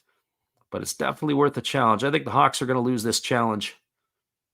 I don't think he's going to be safe. I think they're going up with the right hand, and they're going to call him out. The call is, in my opinion, going to stand. Yeah, I think that's pretty easy peasy. Here comes the umpires. And he is out, and that means that the Hawks have lost the challenge. They've got 1 left, and that is going to do it. It's going to be a ground out 6-3. Nice play by Murray Biashi. 1 run in the inning. There was 3 hits. There was an error, and there was 2 runners left aboard. We're moving to the bottom of the 5th inning. It is the Hawks 3 and the Eagles 2. Stick around, everybody. We'll be back in just a few with all the action. Appreciate you guys for being here with us tonight. Whether you listen live or on delay, it's great to have you with us here on the Last Rouse Baseball YouTube channel. We'll be right back after these.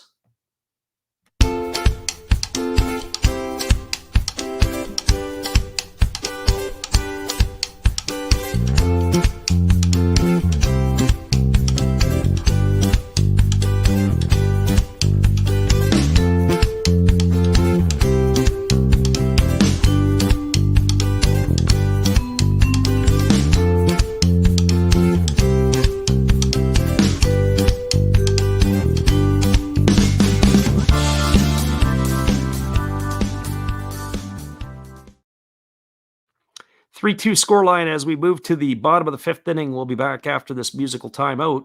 Stick around, everybody. Appreciate you for hanging in with us tonight.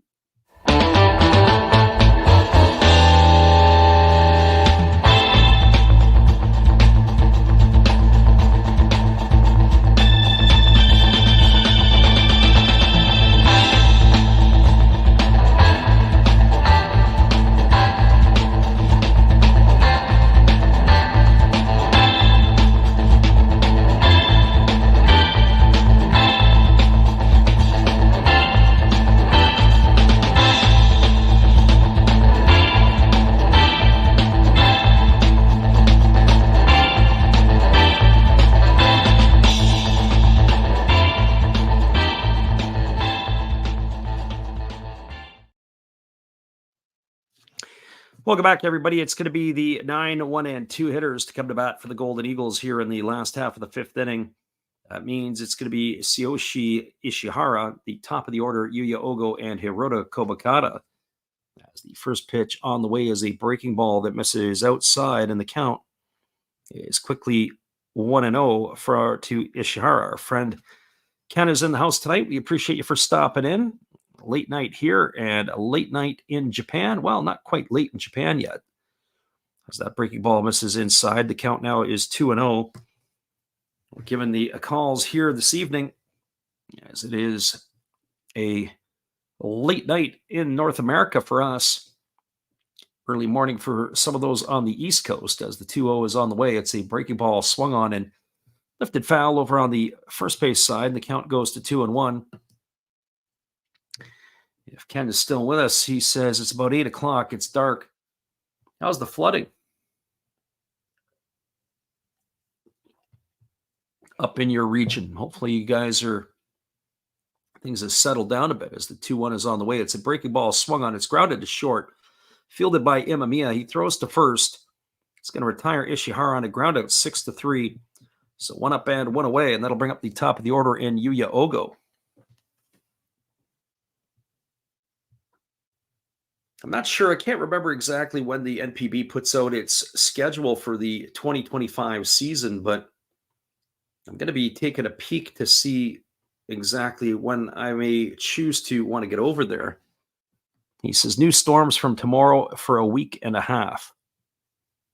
Yeah, that could create a bit of a hassle and a bit of a problem. I've been watching the weather reports and trying to keep an eye as far as what games we're going to call. We'll be back on tomorrow night for the Giants and the Carp. So hopefully that in Hiroshima will be okay, as that breaking ball is swung on and fouled away by Ogo. Ogo tonight officially 1 for 1. He has himself a double and an RBI, and he was hit by a pitch. Enjoying a fine season here for the Eagles. There's a breaking ball that drops in for a called strike. The count now goes to 0-2.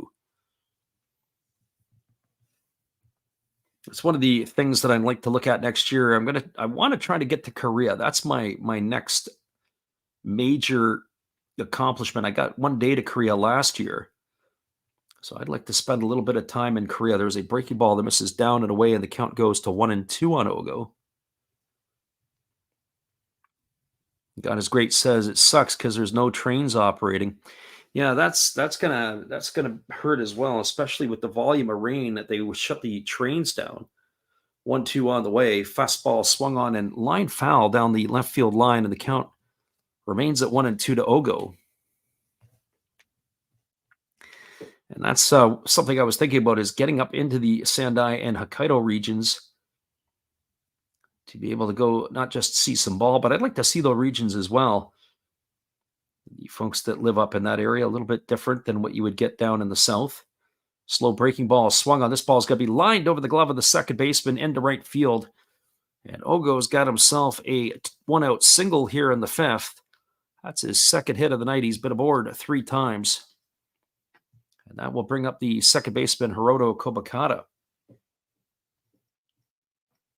And so with that being said, depending upon if the Eagles and the Fighters are at home at that time, I would either choose to go there, or I would go to Fukuoka, into that area, maybe Osaka to the Hanshin or to the Koshin Stadium.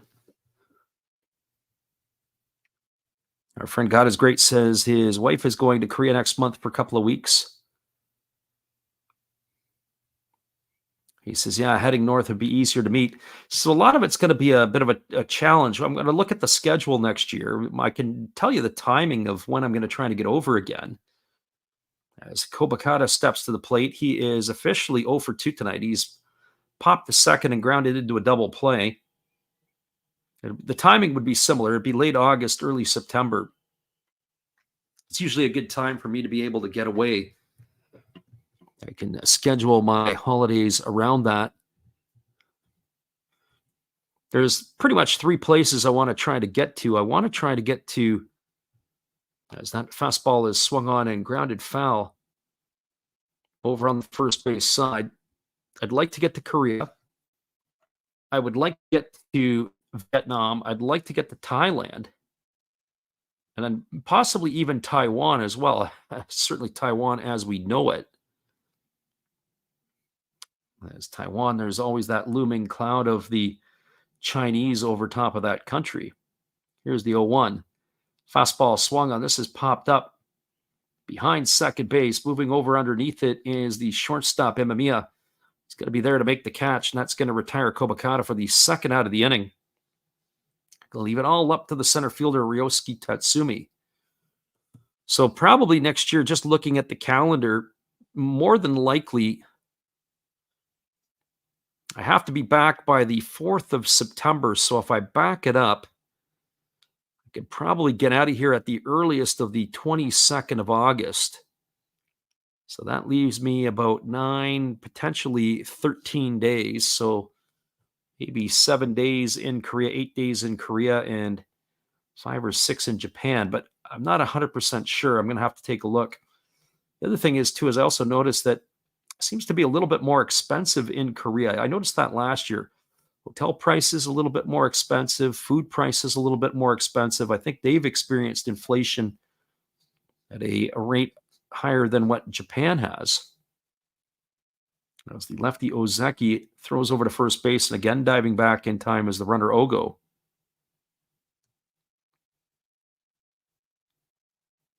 So Tatsumi hitting here. He's 1 for 2 tonight.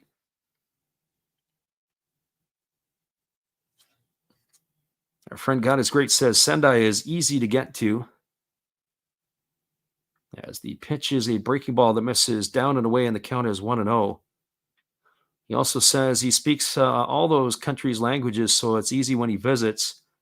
And he also says that it's a lot more expensive. Yeah, I noticed that about Korea. Certainly the hotels and the food last year. Even when I went, like if I would go for, say, a chicken cutlet with rice and curry in Japan, you could easily get it for what I would call the equivalent of about 1,000 yen, give or take 1,100 yen, depending where you're at. Breaking ball drops in for called strike there on Tatsumi. Count here is 1-1. Whereas going to Korea, I thought it was maybe about a 20 to 30% increase in the cost. So 1 ball and 1 strike to the center fielder of the Golden Eagles.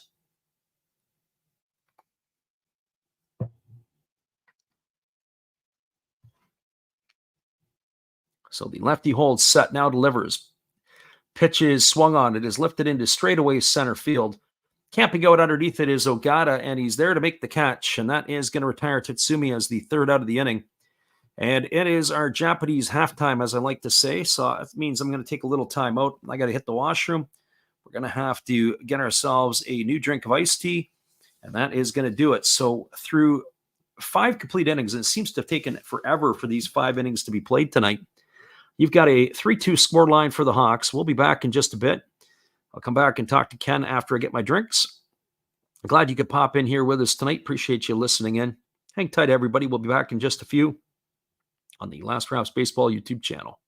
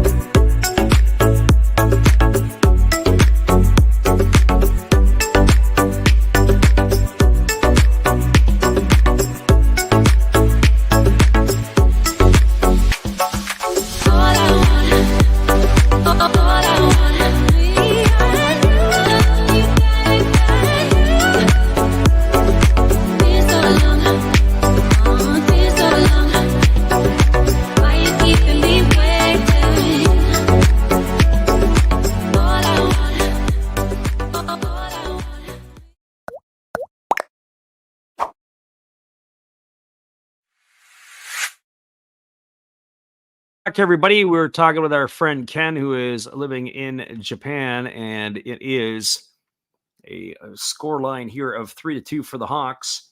Just a few updates on the scores from the out-of-town scoreboard. In the Basement Bowl in the Central League, it is a 7-1 lead for the Swallows over the Dragons. That game's in the top of the sixth inning.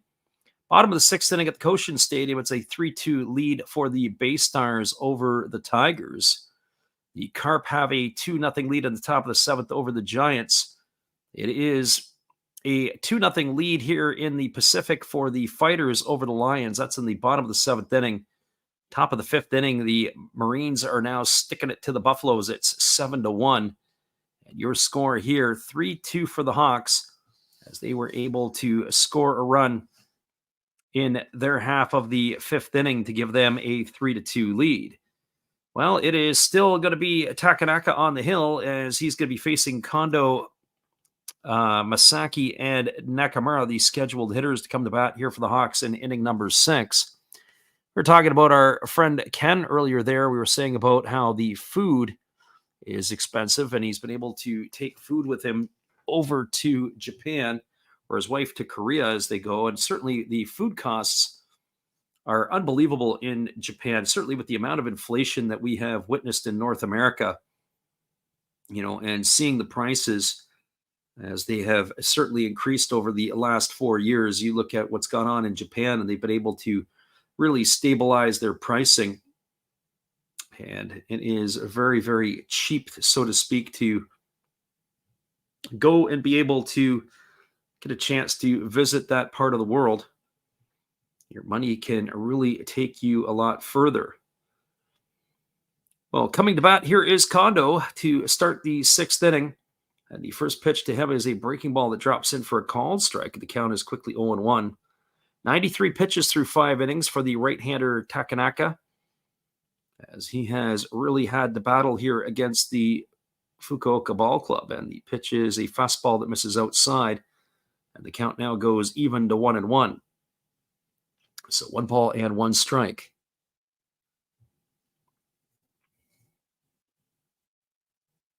Waggling the bat here is Kondo, and the pitch on the way as a fastball swung on. It's grounded softly down the third base line. Fielded by Asamura. He fires to first. A good pick over there by Franco.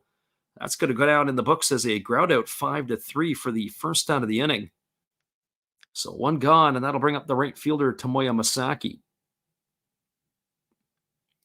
Really cued it off the end of the bat, did Kondo there. He looked like he was way out in front.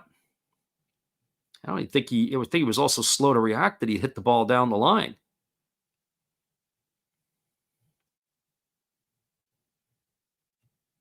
So 1 gone here in the sixth inning. That brings Tomoya Masaki to the plate, and the first pitch delivered.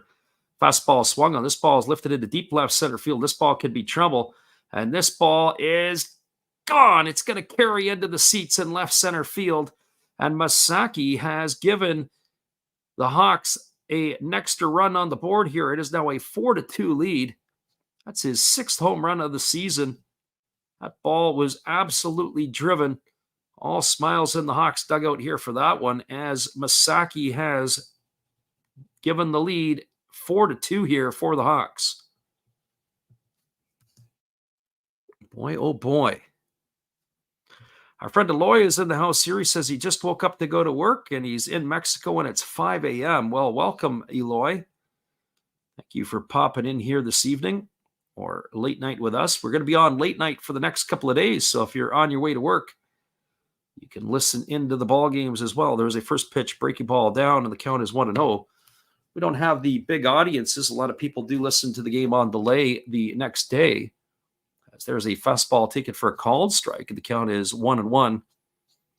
But we will be back on the airwaves tomorrow for Central League action, Carp and Giants. So if you're waking up early, come on by and check it out. There is a breaking ball that drops in for a called strike, and the count is now 1-2. So Akira Nakamura in the hole here. As the pitch is on the way, it's a fastball swung on. It is lifted into straightaway center field.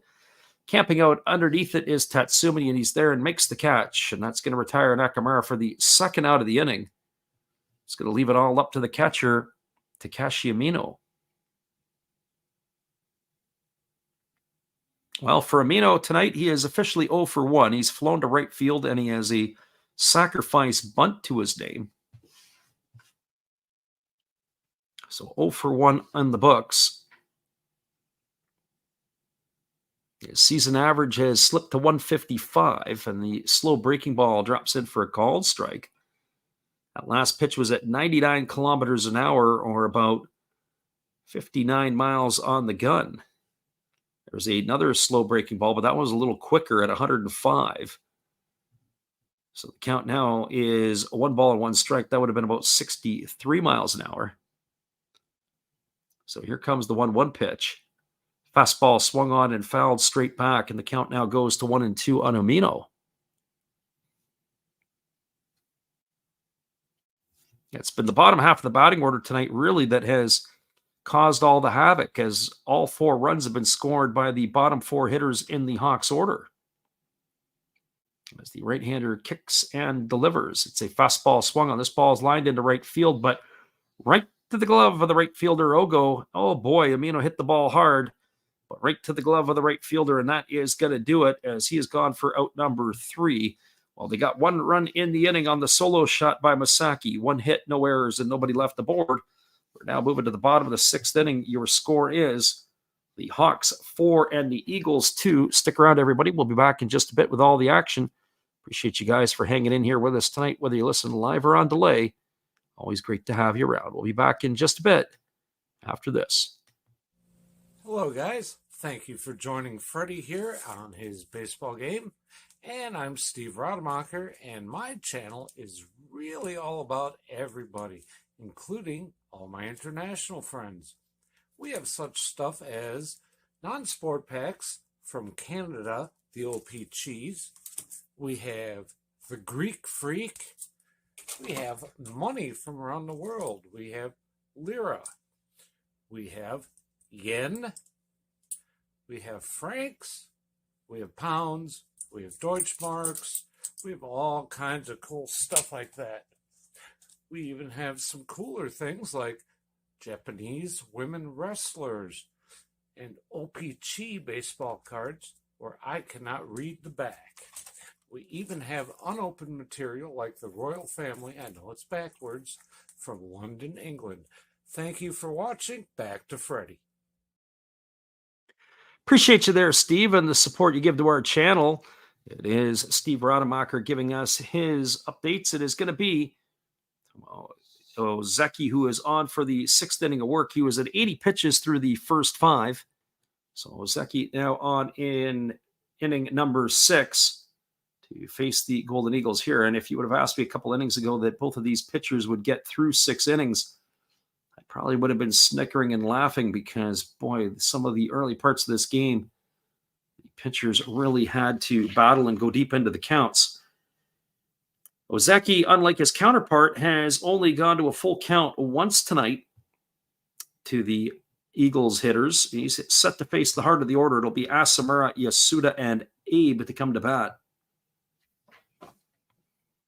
Samura tonight 0 for 2. He has struck out and he has lined out to right field. And the first pitch from Ozeki on the way as he kicks and fires. Slow breaking ball, take it for a called strike. The count is 0-1.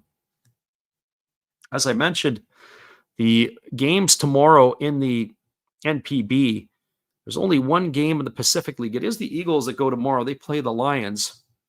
I would think that tonight that the Hawks would empty the tank with their bullpen, as that breaking ball is waved at and missed, and the count now goes to 0-2.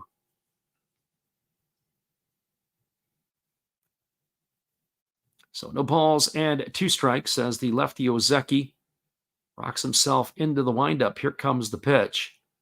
It's a fastball that misses down. Nice stop there by the catcher Umano. So 1 ball and 2 strikes it is.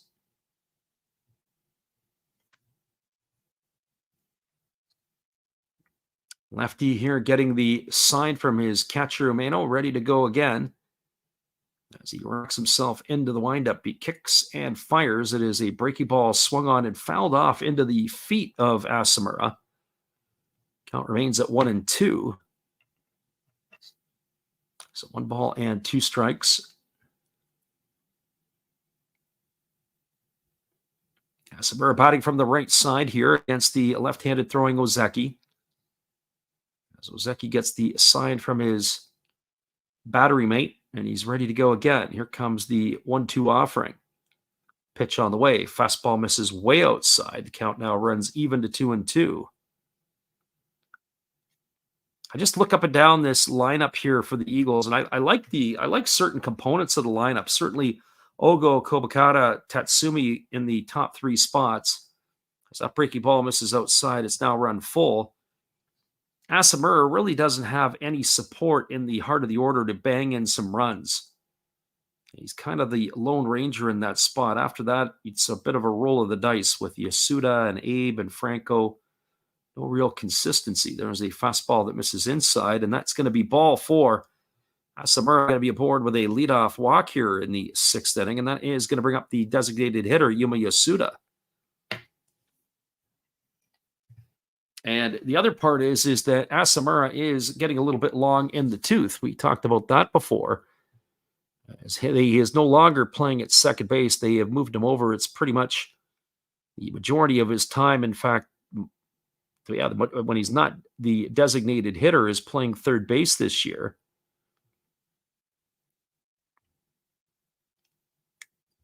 He has enjoyed a long career. It began with the Saitama Cebu Lions at the professional level back in 2010. He'll be 34 after the season will be Asumura. So you got to start to ask yourself, how many good years does he have left? There's a fastball taken for a called strike. Count is 0-1. Last year, he had 26 homers. The year before, 27. And this year, his power numbers have declined. He has only 13 home runs this year, Asumura. But now it is Yuma Yasuda who is in the hole here at 0-1. There's a fastball that misses down, and the count goes even to 1-1. And you think about Asumura, he had hit 20 or more homers throughout his career. By my book, 7 times. A pretty good career, mind you. 296 career home runs for Hideto Asumura. Wonder if he'll have a shot at the NPB Hall of Fame. There's a fastball swung on it, is lifted foul down the left field line. It's going to reach the seats. The count is now 1-2. Just to finish off a little bit more about Asumura, 278 career hitter. As we said, this is his 15th season in the NPB, and I would think he's probably going to have another 3 or 4 more left if he wants to play. So you start getting up where you're playing 18, 19, 20 years. You've had yourself a pretty darn good career. So here comes the 1-2 pitch as the lefty holds set. Now he kicks and delivers. Breaking ball swung on and missed. And Yasuda in the books. He's gone for the first out of the inning. So what a way. I'll bring up Toski or Abe. Toski Abe. I think, as I said, I don't say the H. So Toski Abe will come to the plate.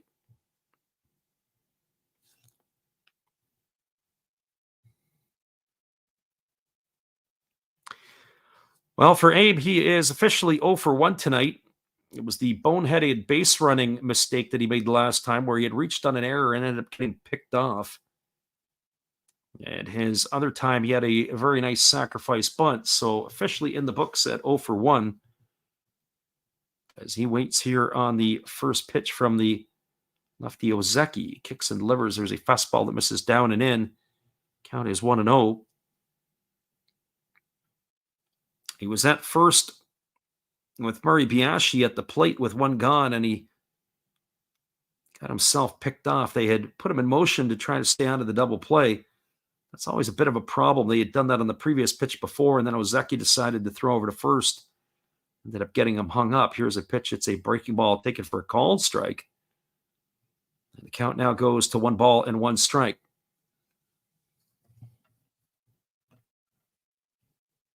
Hundred and 5 pitches for Takanaka. Ozeki is still a ways away, but not that far now. He's at 93. Here's the pitch. Breaking ball misses outside. The count now goes to 2-1. So both of these pitchers on a collision course with well over 100 pitches in this one. Got his great said he's still listening. Oh, there he is, but watching on TV. I was saying earlier, we were talking a little bit about his wife going to Korea and taking some food with her or whatever it might be, and just saying how the costs are a little different. Looking at the hotel costs, and certainly different than even in Tokyo. There's a fastball swung on and missed. Count as 2-2.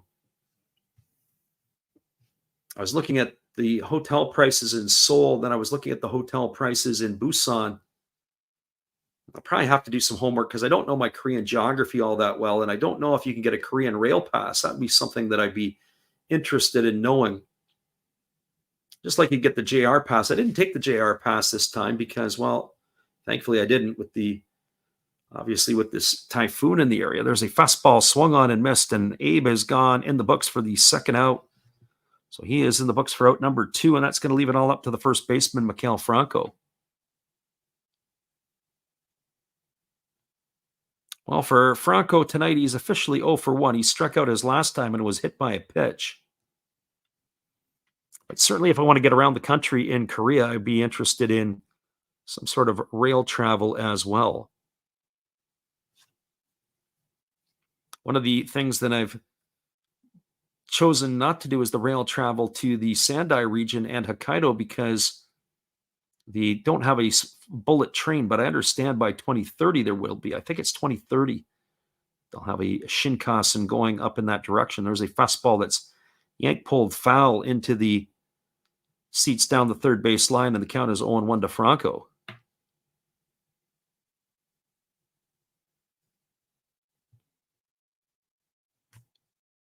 Says, I don't think they have a rail day pass like in Japan. Yeah, Japan, they had the JR pass that gave you, of course, that was just on the JR rail lines. You can get it. It was cheaper for foreigners, too, to come over to get that. There's a fastball that catches the outside corner. Now the count goes to 0-2 on Franco.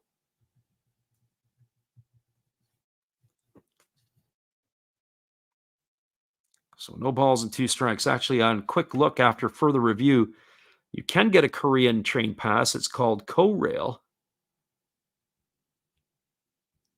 You just be curious to see what that would all be all about. They also say that it gives you opportunities as visiting local museums and even hotels at a discount.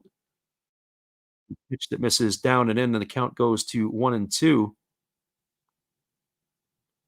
So 1 ball and 2 strikes. So I'd be interested to know about the Ko-Rail pass. I know when I was in Europe a number of years ago, you could get different types of Eurail passes. You could get flex passes. You could get all those type of things. The Ko-Rail pass, if that can give me some discounts and keep it that way, I'd be definitely interested in that. Apparently, they do have high-speed trains in Korea as well. Here's the 1-2.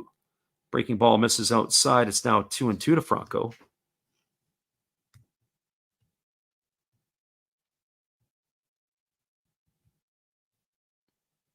I have to do my won conversion again, so you can get a 2, a 3, a 4, or a 5-day consecutive pass. See, they used to have a flex pass where you can choose 2, 4, or within 10 days. There's a fastball swung on. It's grounded over to third. They go to second for the fielder's choice. So Franco has grounded into the fielder's choice. That'll be a 5-4 put out of Asamura at second. And that is going to do it here in the 6th inning for the Eagles. Looks like the Eagles are going to the bullpen. We're probably going to have a pitching change. There was no runs, no hits, no errors, and 1 runner left aboard. We are now through 6 complete innings. It is a 4-2 lead for the Hawks. Stick around, everybody. We'll be back after this little break right after this. Appreciate you guys here. We'll be right back in just a moment. We'll carry on our conversation with our friend. God is great. Hang tight, everybody. We'll be right back after this.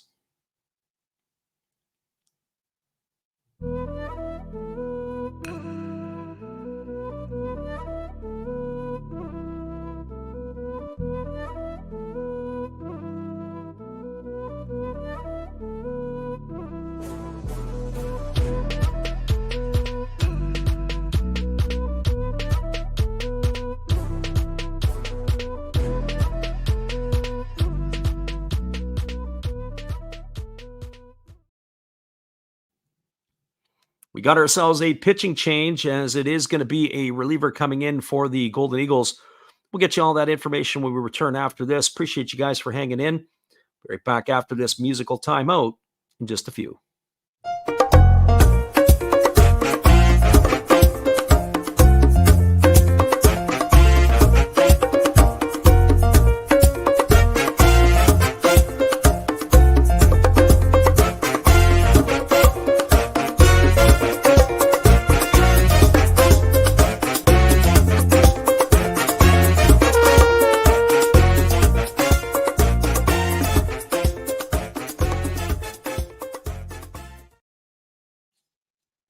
Welcome back, everybody. It is Tomohiro Sakai who is entering the fray here now for the Golden Eagles, as he has come on to replace Ryota Takanaka. And he will begin the seventh inning, and he'll be entrusted to face the 9-1-2 hitters in the batting order, Ogata, Kawase, and Imamiya, to face the right-hander. We've been talking to our friend God is Great, our friend Titus there, as we were talking a little bit about the Korean Rail Pass. The other thing I was also looking at, or curious to know, is what the Canadian dollar, at least at our end, or US dollar to the Korean won would be. And usually you get a chance to see what that is, as I know that the Japanese yen has actually really strengthened against the currency for us more recently.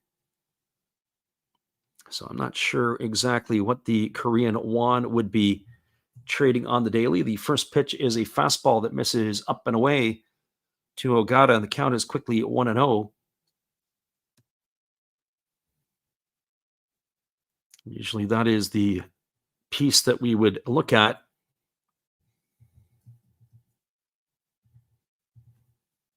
It looks like it's $1 Canadian gets you almost 1,000 won. It's 986 South Korean won.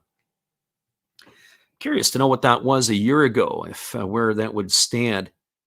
Approximately a year ago, it wasn't a whole lot different. It was like 970. So dollar has strengthened a little bit.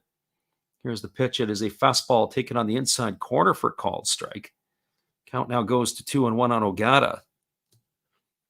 So to answer our friend the question, it looks like for a 5-day consecutive pass, it would be about $210 Canadian dollars, which would be probably about 21,000 yen for 5 consecutive day pass. But then they have a 4-day select pass or a 3-day pass. So they have all these different opportunities, as it's 3 balls and 1 strike to Ogata.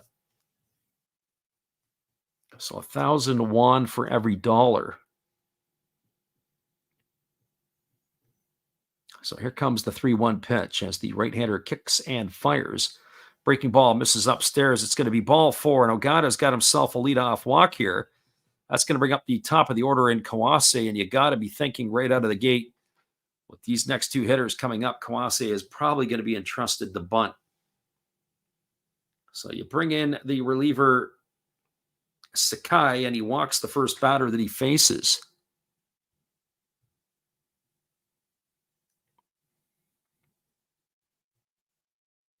As I said, looking at the rail passes and how you have to go about your business, how you buy your seats, and all the rest of that stuff. I don't know. I know in Japan, you have to buy your pass in either North America or Europe before you arrive in Japan. That's kind of the deal. You can't just buy the JR pass at the discounted price in Japan. You got to do it in North America before you leave.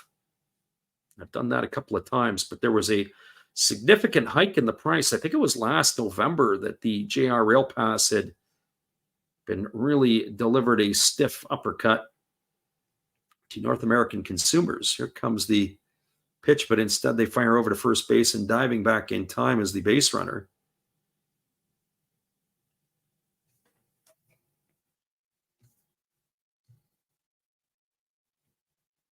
So Kawase, the runner here, or the batter here, runner at first, Ogata. And you have to think the bunt has got to be on here. Ishihara, the catcher, has got to be on his toes.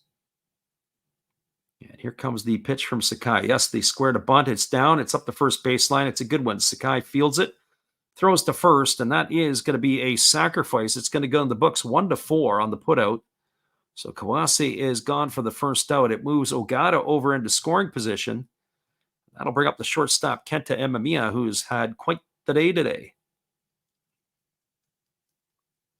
Well, Imamiya comes to the plate. He's 2 for 3 today. He's got a couple of singles in his 3 trips.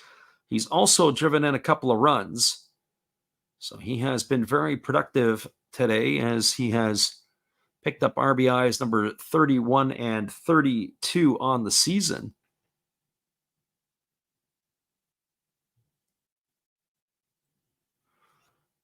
Our friend God is Great says, yeah, a 2-day Korean pass will get you anywhere for about 12,000 yen.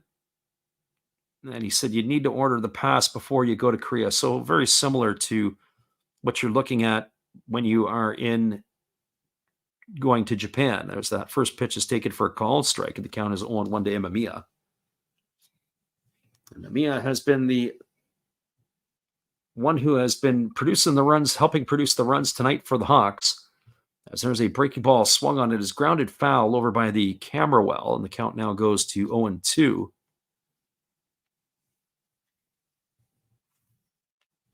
And then I think there's like a service charge if you go to purchase it from some of these, I guess what I would call it, these outlets. They've got to make their bucks somehow over here. So whatever you see for a price, if it's $200, $300, $400, then it would be the other one. And probably what I would look for is probably a flex pass that would be like 4 days in a 10-day period or 5 days in a 10-day period. As that fastball is swung on and grounded foul, and the count remains at 0-2 to Imamiya. Because I think that if I was in Seoul for a week or whatever it would be, or 3 or 4 days, I'm not sure how long I would spend in Seoul or go to Busan or wherever it might be. And of course, I'm also going for baseball as well. I have to do my Korean studying because, to be honest with you, I don't really know. I'm not familiar with the country. There's a fastball swung on. This ball is lifted into straightaway center field. Moving back is Tatsumi. He's there to make the catch. Tagging at second and heading to third is the runner Ogata, and he is going to make it safely. He had to go back and tag, and the thing there is that Tatsumi had to go back on the ball. It wasn't like he had to come in on it. So that ball was a deep fly ball to center field. Imamiya retired, but nice job of running by Ogata to get himself over to third. That's going to bring up the third baseman, Ryoya Kurihara. And for Kurihara today, he is 1 for 3. He's got a double in 3 trips. So as we said, he is enjoying himself a very nice 2024 campaign.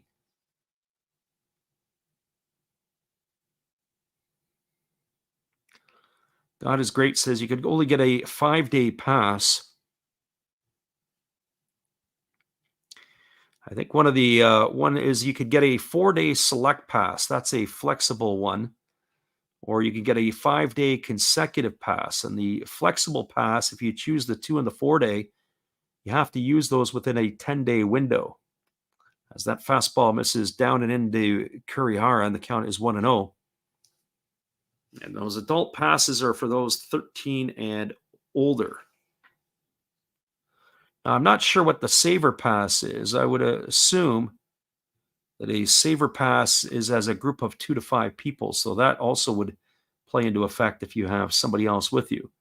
Fastball taken for a called strike, and the count now goes to 1-1.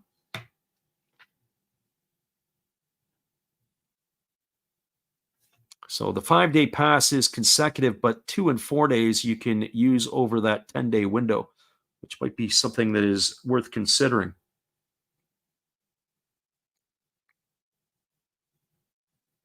So here comes the 1-1 pitch, and our friend God is Great says his wife is talking to the travel agent right now. Yeah, it's well worth it. It looks like if that's going to save you a few bucks, you might as well make it worth it. Here's the 1-1. And that is a split finger pitch swung on and missed. Count now goes to 1-2. Should mention my name, maybe I get 10%.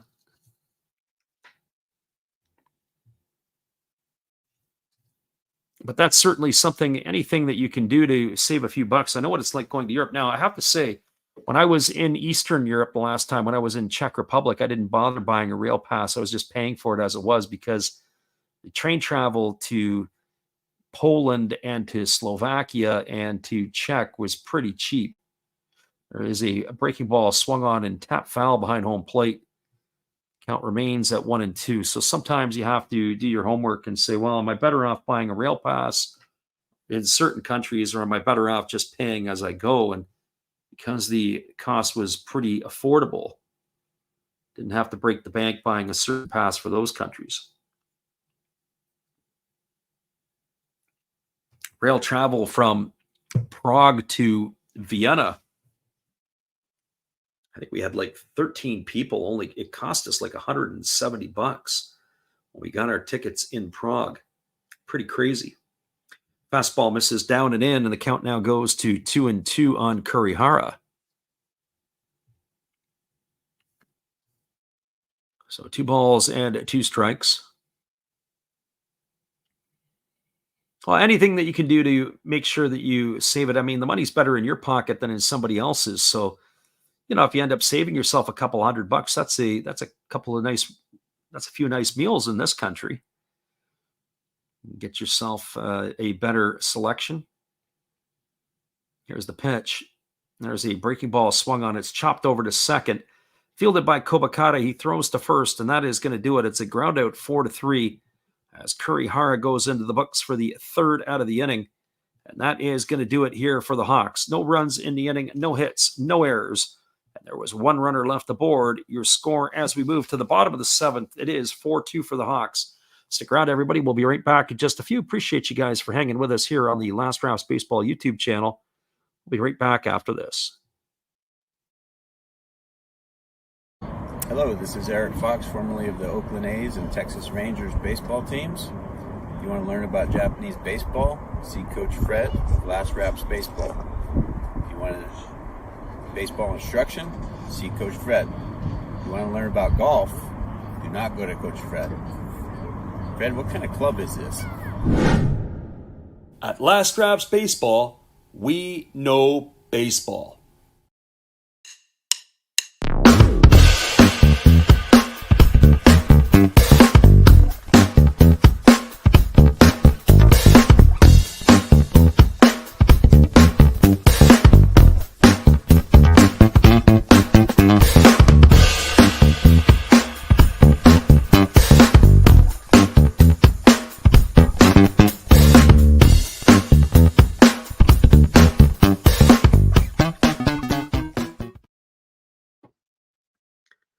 Welcome back, everybody. The Eagles are letting their balloons go here, and we have an extended half an inning.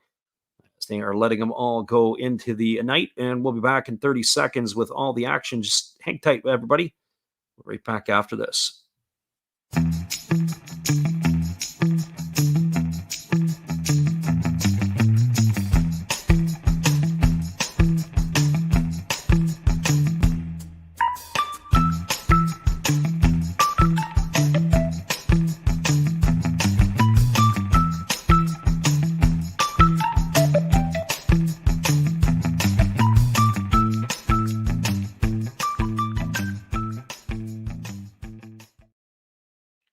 Welcome back, everybody. Ozeki is coming back out for his 7th inning of work. He's at 101 pitches through 6. And he will be facing Muribayashi, Ishihara, and Ogo, the 8, 9, and 1 hitters to come to bat. And the first pitch is a fastball taken for a called strike. Count is 0-1. Our friend God is great said if you go there for any type of work or reporting, then it's cheaper. You can add 3 more days for the same price, the agent has said. As there's a breaking ball taken for a called strike. The count now is 0-2. Be kind of, as I said, it'd be good to get maybe 4 days of travel in a 10-day window, because I don't see myself being in that country for much more than 10 days, and then probably do 7 days back in Japan and cut the trip a little bit in half, as that breaking ball is taken for a called strike. Sorry, misses upstairs for a ball, and the count's 1-2.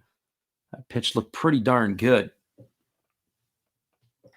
So 1 ball and 2 strikes it is to Murabayashi. Here's the 1-2.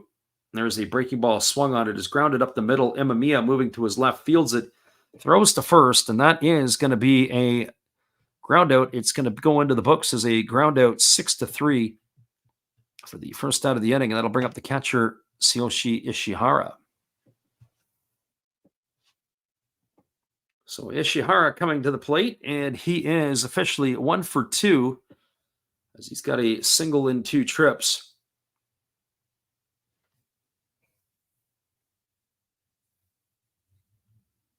God is great, says 8 days for a KO pass for a 5-day charge. Yeah, that's pretty good. There's a breaking ball that drops in for a called strike, and the count is quickly 0-1. Yeah, in my case, I'll probably take the 4-day flex pass that you got to use in the 10-day window. So use it on days, whatever, 1, 6, 8, and 10. As there's a breaking ball that misses down, and the count now goes to 1-1. So 1 ball and 1 strike.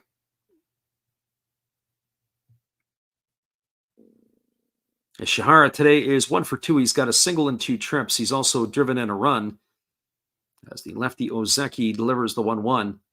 Breaking ball swung on. This ball is lifted into deep left center field. Giving chase is the center fielder Ogata, and he's got room and space to make the catch. That's going to retire Ishihara for the second out of the inning. So 2 up and 2 away. It'll bring up the top of the order in Yuya Ogo.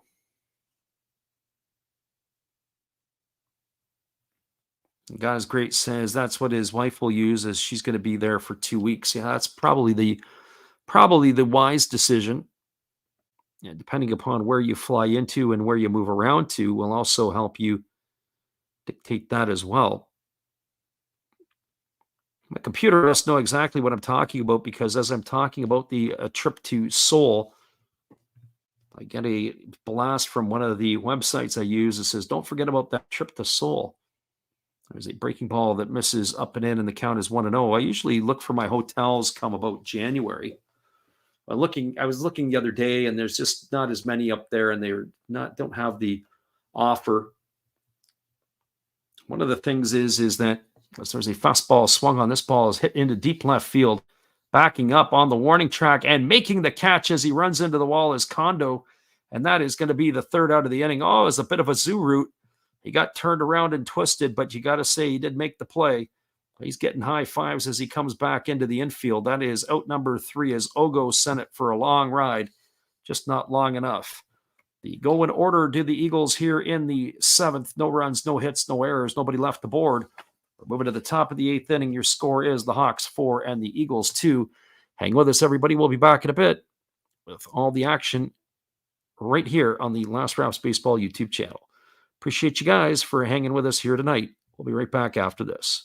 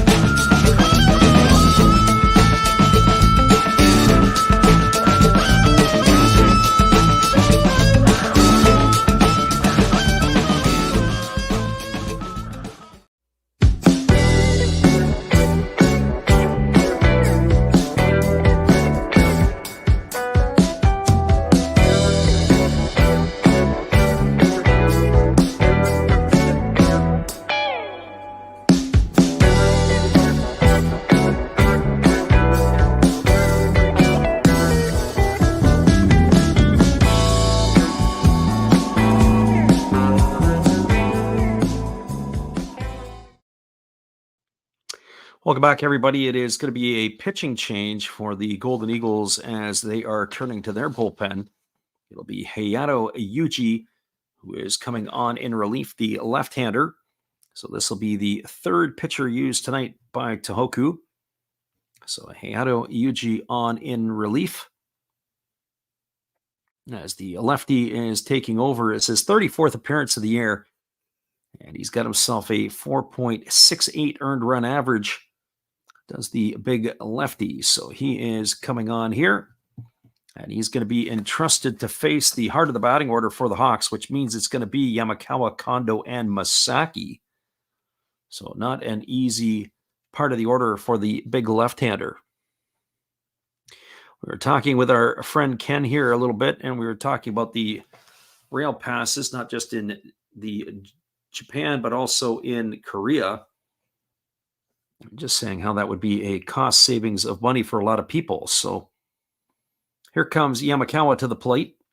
If you're just joining us and wondering why we're talking about that, we're just talking about the recent travel that I had to Japan, and there's a fastball that misses up for a ball, and the count's 1-0. Didn't take the rail pass this time because we just stayed in Tokyo. As the 1-0 is on the way, as the lefty kicks and delivers. Fastball swung on, grounded down the third baseline into the left field corner, and that is a fair ball as the big fella Yamakawa is rounding first and heading into second with a stand-up double. Yamakawa has himself a leadoff double here in the eighth, and that'll bring up the left fielder Kensuke Kondo.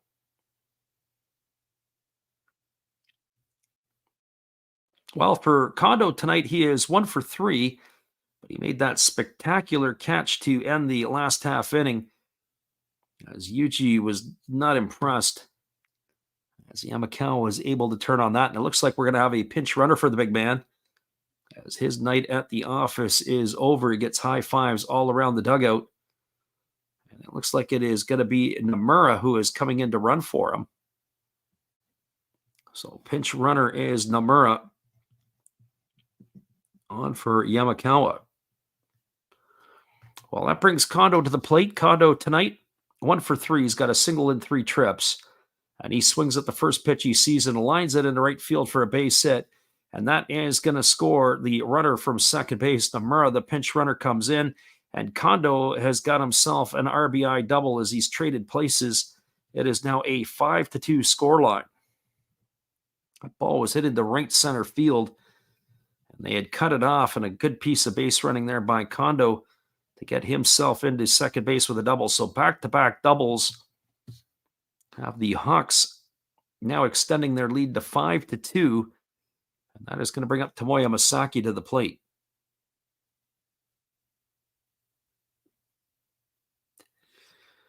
And for Masaki, he is 1 for 3 tonight. He's got a home run in 3 trips. He homered his last time up. He's also flown to center and struck out.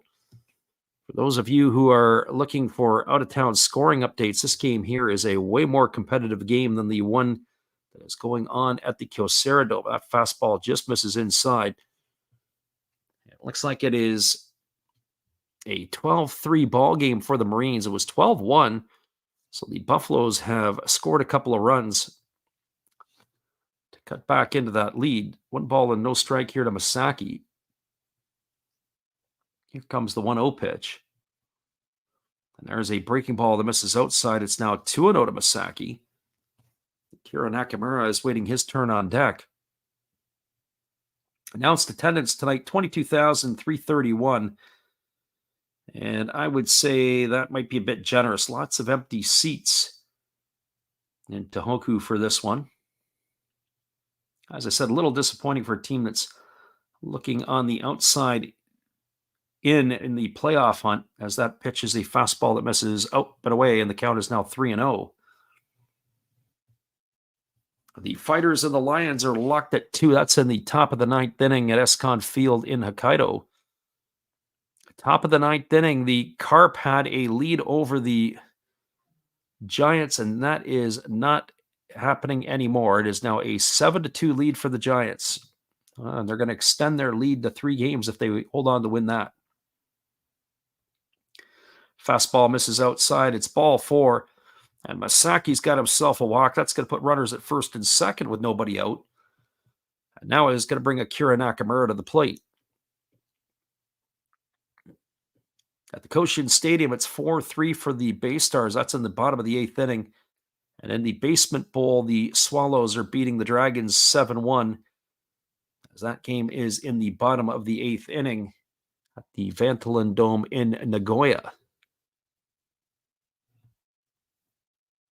Well, that brings Nakamura to the dish.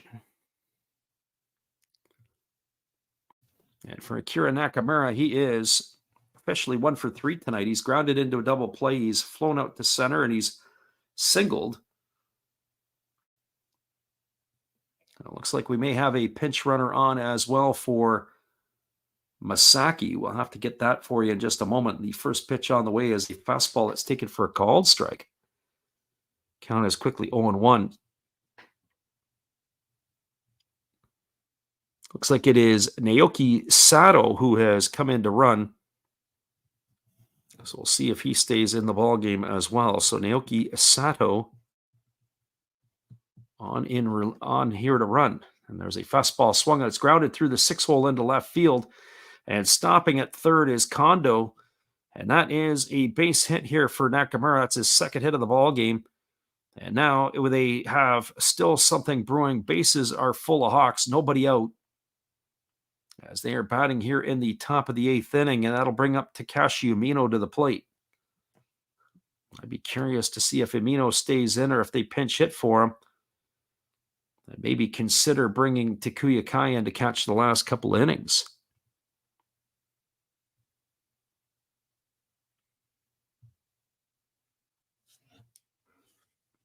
So bases full of Hawks. Yuji here is in some serious trouble. Infield is all in. They've got to cut the run down at the plate. This game here has all the markings of it being blown open in a big hurry. So here comes the first pitch to Umino.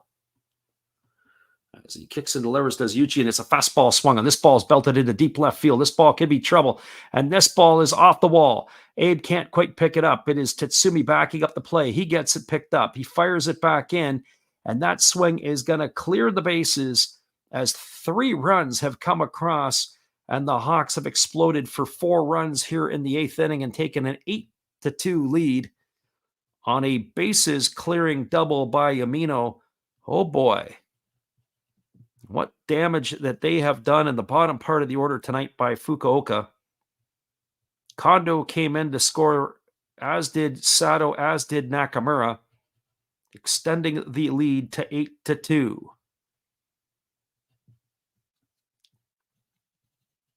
And that is going to bring up the center fielder, Riku Ogata. So Ogata coming to the plate with the runner at second and still nobody out. Well, I just have a feeling that Yuji is going to be taking the bullet here now on this one. He's probably got himself into this trouble. You're going to have to figure out how to get out of it. Here's the pitch. He's squaring to bunt and fouling it away is Ogata. Speaking of Ogata, he's had a good night tonight. 2 for 2 at the plate, and he also had a walk, so he's been on base 3 times. He's raised his season average up to 167. 6 for 36 on the season now is the reserve outfielder who got the start tonight over Yukio Shudo. Well, he's definitely making the most of that. That is for sure. For sure. So here comes the 0-1 pitch. As Yuchi kicks and delivers, he squares to bunt again, but this is going to miss down and away. Count now goes to 1-1.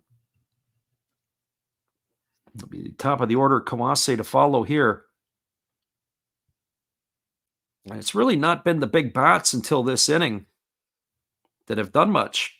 It has been the bottom part of the order that has contributed 6 of the 8 runs here, the bottom half of the order. As the lefty holds set, he checks the runner. And now he kicks and delivers. Again, they try to bunt, and again they foul it away. And the count is 1-2 to Ogata.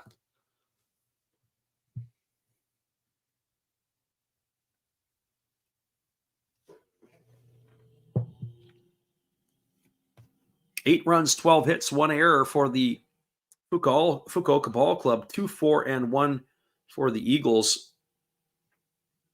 And the manager, Imai, looking on here in disgust, I would think. As the 1-2 pitch on the way. Yuji checks the runner at second, now delivers. Fastball misses outside. The count now goes to 2-2.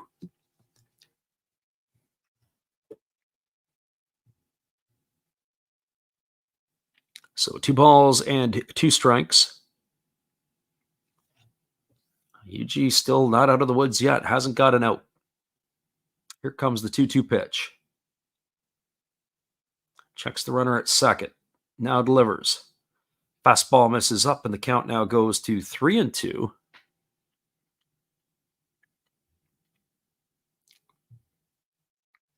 So 3 balls and 2 strikes. Once this game is done, we'll give you a full recap of this one and the rundown on the out-of-town scoreboard. So stay with us for that one. As the 3-2 is on the way. Yuji again looks the runner back at second. Here's the pitch. Fastball swung on. This ball is lifted into left field. Moving back on it is Abe. He makes the catch. And the runner, Umeno, is going to have to retreat back to second base, but that's the first out of the inning. Ogata gone for the first out, and that'll bring up the top of the order in Kawase.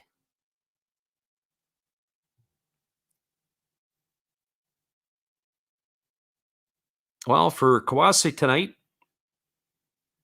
officially 0 for 2. He has a ground out and a fly out, but he's also had a sac fly, and he's also had a sacrifice bunt. He's driven in a run here as well. So base runner right now is Umeno at second base. 1 gone here in the 8th inning as the lefty ready to face Kawase for the first time. Here's the pitch. Fastball taken at the knees for called strike, and the count is 0-1. So no balls and 1 strike. Reminder again, back on the airwaves again tomorrow night, but it'll be the Giants and the Carp. So hopefully you guys can join us for that one. We're excited to be able to give you that call. There's a fastball swung on. It's grounded over to first. Fielded by Franco, and he's going to step on the bag, and Kawase is going to be retired, but advancing over to third is Umeno. So ground out to 3 for the second out of the inning, and that's going to leave it all up to the shortstop, Kenta Imamiya. And for Imamiya, he's enjoyed himself a nice evening so far today.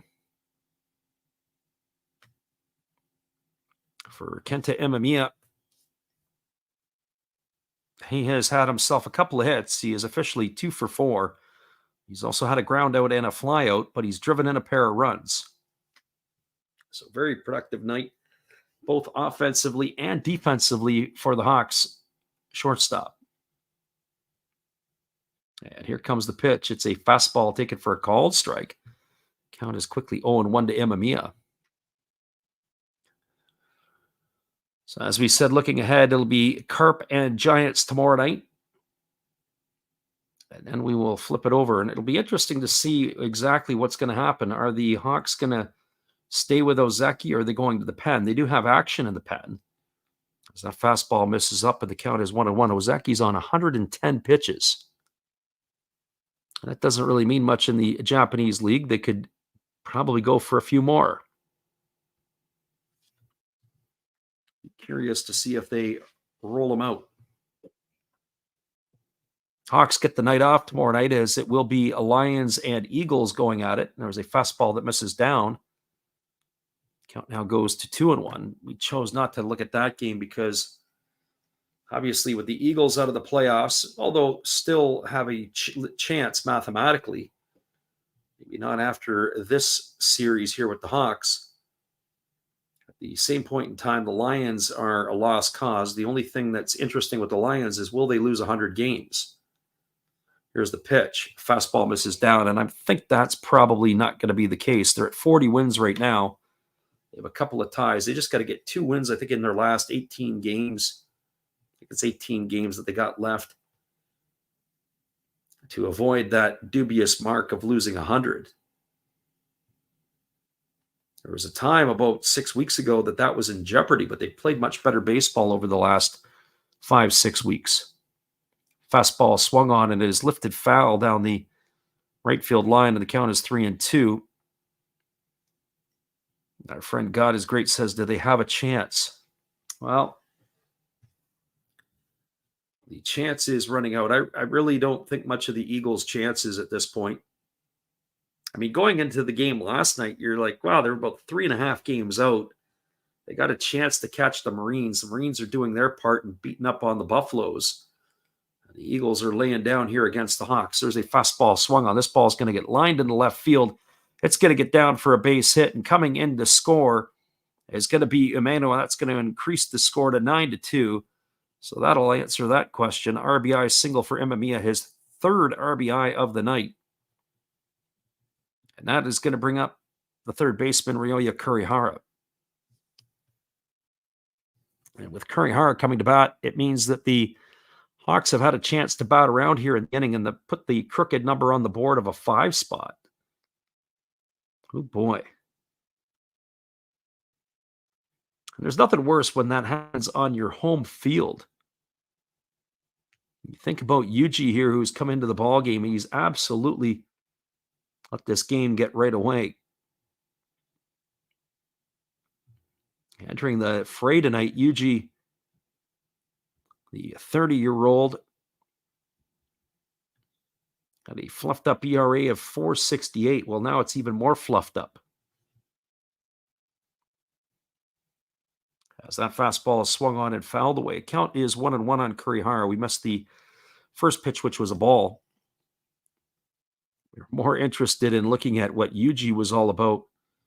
Kind of makes you wonder how much he's got left in his NPB career with some of the numbers he's posted. There's a fastball swung on. This ball is lined into left center field. It's going to get down. Rounding second and heading to third is Imamiya. Cruising into second base with a double is Kurihara. And the hit parade continues here for the Hawks, as that is now going to bring up the batter Nomura, who came in to pinch run for Yamakawa. And they're still not out of the woods here yet. Now the catcher has gone out to talk to Yuji. Yuji here has definitely taken the bullets. Given up 5 runs so far, and they're threatening for more are the Hawks. And finally, the pitching coach is making his way out to the mound. Why now? He's already faced 9 guys. And now he's taking the ball from the home plate umpire, and I think that's going to be it for Yuji. And that's exactly what it is. The manager, Amai, has come out to speak to the home plate umpire, and that is going to do it here. One time through the order is enough. So Yuji's night is done on 27 pitches, as he has been absolutely torched. We'll be back in just a moment, everybody. Appreciate you guys for hanging in with us. This was once upon a time a tight game. Now, not so much. Hang tight. We'll be right back.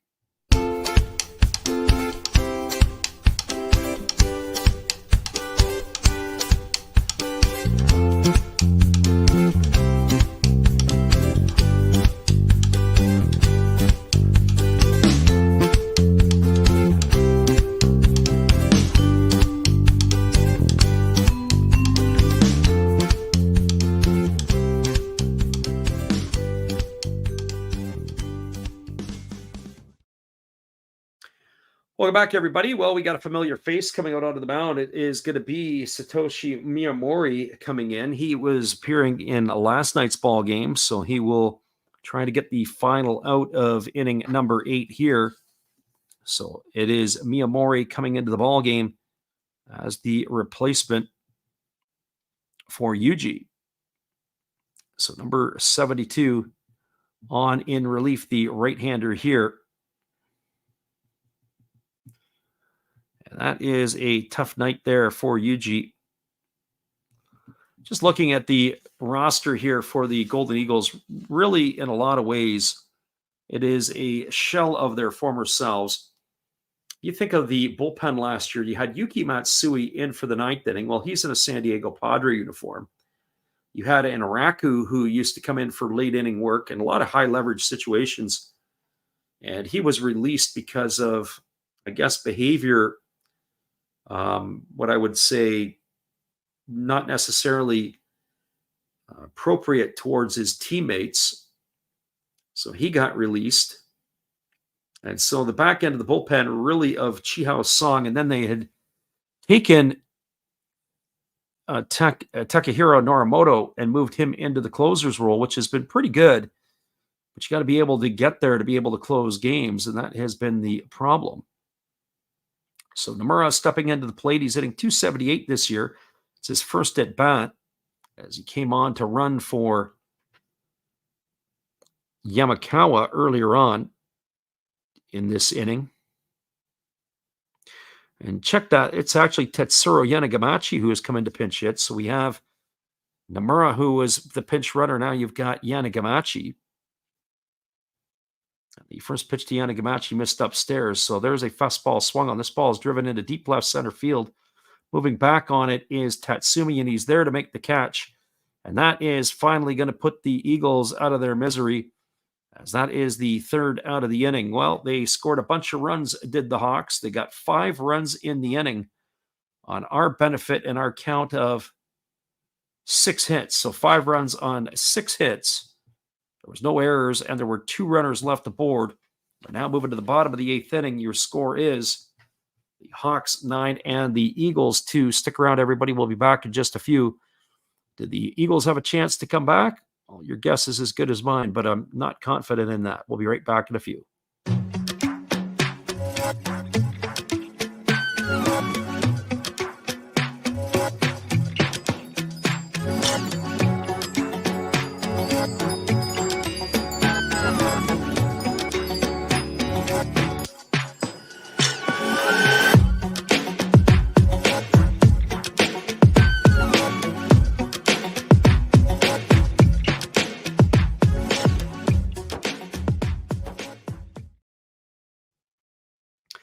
Well, we got our score line of 9-2 for the Hawks as we move here to the bottom half of the 8th inning. And it looks like we're going to have a pitching change for the Hawks as Ozeki's night is done. We'll bring that back to you here in just a couple moments when we come back. Appreciate you guys for hanging in with us tonight. Whether you listen live or on delay, we'll be right back in just a couple moments.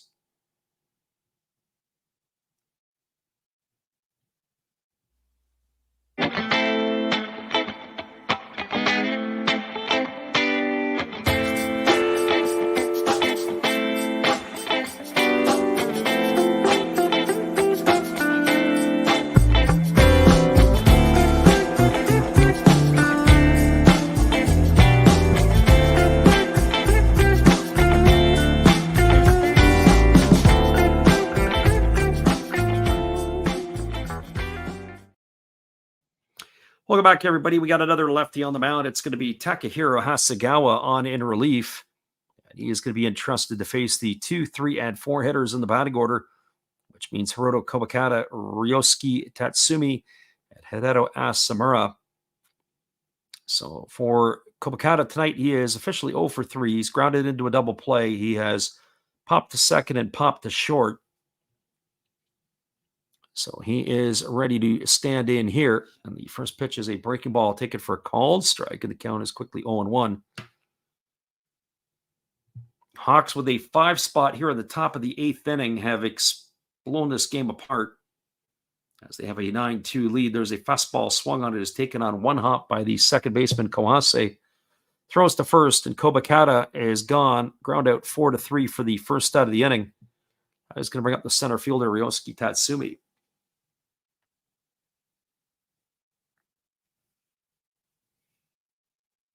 Other games interesting tonight. A lot of large scoring started to take place in all the games. And I mean that being that the games were close for the first 4 or 5 innings, and then all of a sudden disaster as the first pitch is a breaking ball swung on and missed. Count is quickly 0-1 to Tatsumi. Tatsumi 1 for 3 today. He's got a single and 3 trips. As he waits on the offering from the lefty Hasegawa, kicks and delivers. There's a breaking ball waved at and missed. Count now goes to 0-2. You look at those score lines. 8-1 now in the bottom of the 8th inning for the Swallows over the Dragons. 9-2 now for the Giants in the bottom of the 9th inning over the Carp. Boy, the Carp had a lead there at one point late in the game. That went sideways. There's a 1-2 count now here to Ryosuke Tatsumi. Fighters and the Lions locked at 2 in the top of the 10th inning. It's a competitive game, as is the game between the Bay Stars and Tigers, 4-3 in the bottom of the 9th, the Koshin. Fastball swung on and grounded foul over on the third base side. The count remains at 1-2 to Tatsumi. But this game, the game between the Marines and the Buffaloes, that game's only in the 7th inning. 12-3 for the Marines. Here comes the 1-2 pitch. Fastball waved at and missed, and Tatsumi in the books. Gone for the second out of the inning. It's going to leave it all up to Hideo Asamura.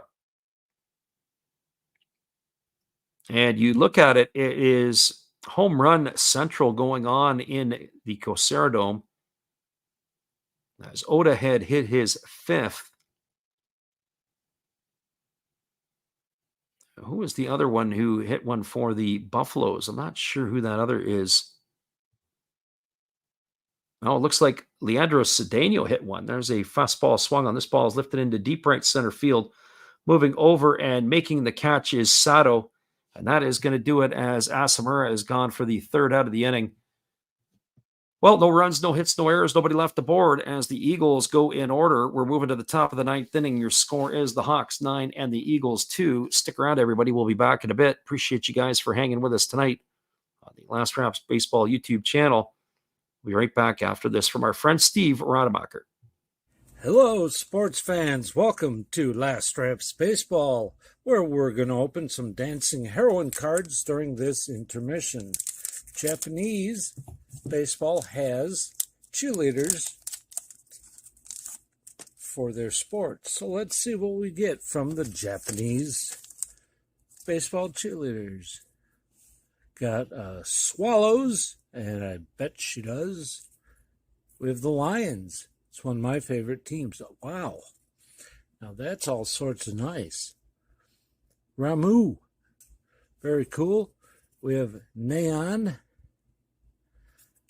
And we have Angels of Hiroka. And the one Japanese card no one can read, we got from the Giants. So everybody, enjoy the game. Back to you, Freddie, and peace out.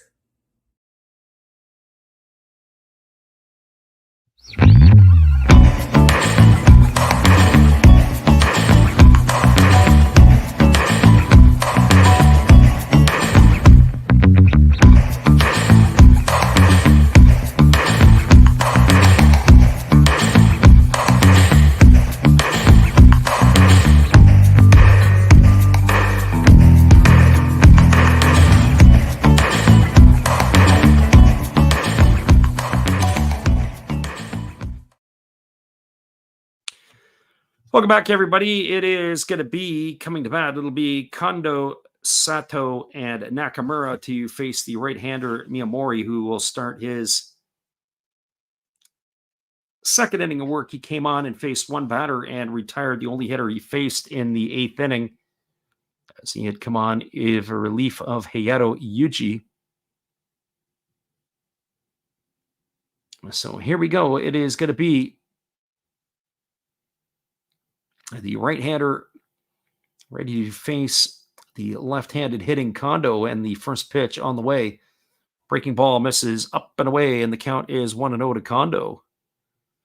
Kondo tonight is 2 for 4. He's got a single, a double. He's got an RBI. He's also grounded out and popped out. As the 1-0 pitch on the way, it's a fastball swung on and lifted foul down the left field line.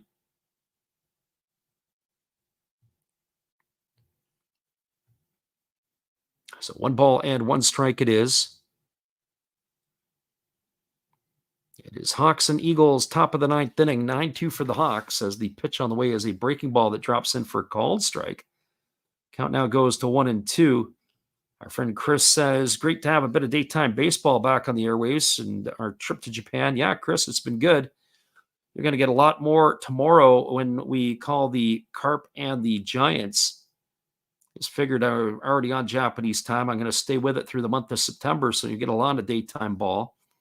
As that ball is grounded over to the second baseman, fielded neatly by Kobakata in the shallow outfield grass. And Kondo is retired on a ground out 4-3 for the first out of the inning. And that is going to bring up Naoki Sato to the plate. This will be his first at bat. The 26-year-old came in as a pinch runner. He's batting 194, no homers, and 6 runs batted in. Takes a breaking ball down and away for a ball, and the count is 1-0. So 1 ball and no strikes. Yeah, tomorrow, Carp and Giants, and then it'll be followed by the Hawks, and I believe, and the Buffaloes will be the next game that we'll do after that, as that ball is lifted into center field. Camping out underneath it is the center fielder Tatsumi, and he makes the catch, and that is going to retire Kondo for the second out. We were talking a little bit about next year and probably looking to do Korea.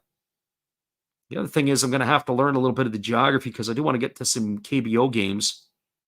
I may not invest a ton of time in the KBO. I don't follow it as much. I would like to see a couple of the stadiums, maybe a couple of the big teams. First pitch is a fastball taken for a called strike, and the count is quickly 0-1 to Akira Nakamura. Nakamura 2 for 4. A couple of runs scored. As there's a pitch that's down. A good stop there by the catcher Ishihara. Count now goes even to 1-1.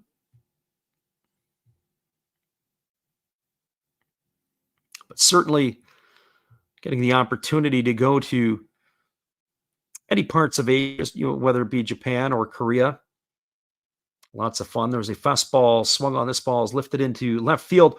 Oh, it is absolutely butchered by Abe. The ball gets down. Backing up the play is Tatsumi, and they're going to hold Nakamura. I don't know if they're going to rule that as a single. Oh, they gave him a hit. Oh, boy. Tough night for Abe tonight. The base pass in the outfield, they gave Nakamura a single. He absolutely whiffed on that one. But Nakamura is not going to complain. That's his third hit of the ball game. That'll take his batting average north of 200 on the season. We'll look at the replay on that one. I guess it was. I guess you could consider that a base hit because it was an ordinary effort. But more importantly, the ball got down behind him. Good job by the center fielder to back up the play. First pitch is a fastball that misses up, and the count is 1-0. So 1 ball and no strikes.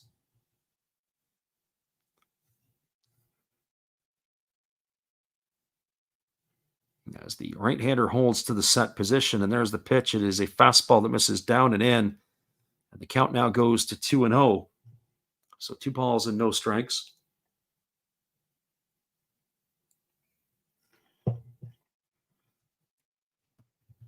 So the right-hander ready to deliver again as Miyamori holds to the set. Now pitches. It's a fastball swung on. This ball is driven into left field. Coming in as Abe, and he makes the catch. That is going to do it. I'm sure if he was in New York, he'd probably get a Bronx cheer. But that will do it for the third out of the inning. No runs, 1 hit, according to the score. No errors and 1 runner left aboard. We're moving to the bottom of the 9th inning. 9-2 it is for the Hawks. Stick around, everybody. We'll be back in a few to wrap this last one off. You're either going to see the easy victory for the Hawks or the greatest comeback in NPB history when we return after this. Appreciate you guys for hanging in here with us tonight on the Last Rounds Baseball YouTube channel.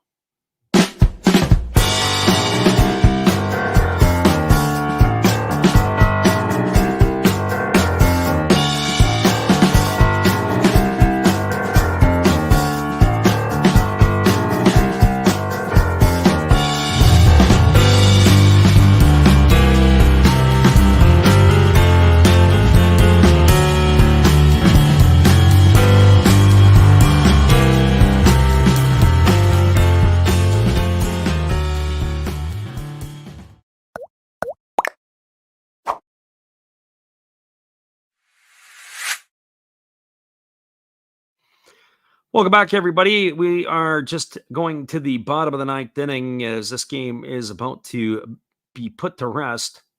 It is a 9-2 scoreline as we do have a pitching change.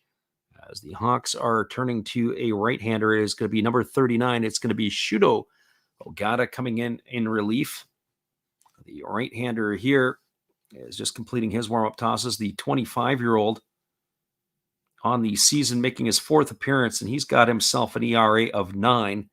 So he'll be the second pitcher used tonight by Fukuoka in this one. So Shuto Ogata on in relief. There is also some defensive changes. Looks like Yukio Shuto is come into the ball game. Not sure where Shuto is going to be playing, and it also looks like that Rico Ogata is moved into a different spot. So If Shudo's come in, more than likely he's in center field, and I would think that maybe Kondo is out of the game. But I'll have to take a look at that. So regardless, I don't know if that's a good sign when the pitcher sees that they've changed the outfielders, maybe fresh outfielders for him. But we'll have to wait and see. It is going to be Yasuda, Abe, and Franco scheduled to come to bat. And the first pitch is a fastball that comes under the hands of Yasuda, and the count is quickly 0-1. Yasuda tonight 0 for 2. He has also walked and scored one of the 2 Eagle runs. Fastball swung on. This ball is lined down the right field line into the corner. It's going to be extra bases. He's rounding first and heading to second, and he's going to cruise in safely with a stand-up double. So Yasuda here gets the hit parade going in the 9th inning, and he keeps it alive here for him. That's the second time tonight he has reached base. Ball was an absolute bullet. Hook barreled down the right field line. So that brings to the plate, or is scheduled to bring to the plate, Toski Abe, but we're going to see if that is going to be the case. And that is still the case. He is coming to the plate. He's had an adventurous night. He was picked off earlier in the ball game. He reached on an error, he had a sacrifice bunt, and he struck out at the plate tonight. And the first pitch is a breaking ball that misses upstairs for ball, and the count is 1-0. So 1 ball and no strikes.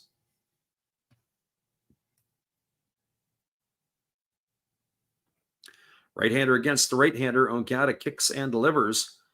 Fastball misses outside, and the count now goes to 2-0. I'm sure that the Hawks would not be happy to have to go to the bullpen here. I would think Ogata, with his only making his 4th appearance of the year and the fluffed-up ERA that he has, he is in a mop-up type of role. There's a breaking ball taken for a called strike. And the only way you're going to get yourself some trust from your management is if you get in there and start taking advantage of the mop-up rules. Well, not off to a good start with the double by Yasuda. Here's the pitch. It's a breaking ball swung on and fouled away. And the count now goes to 2-2.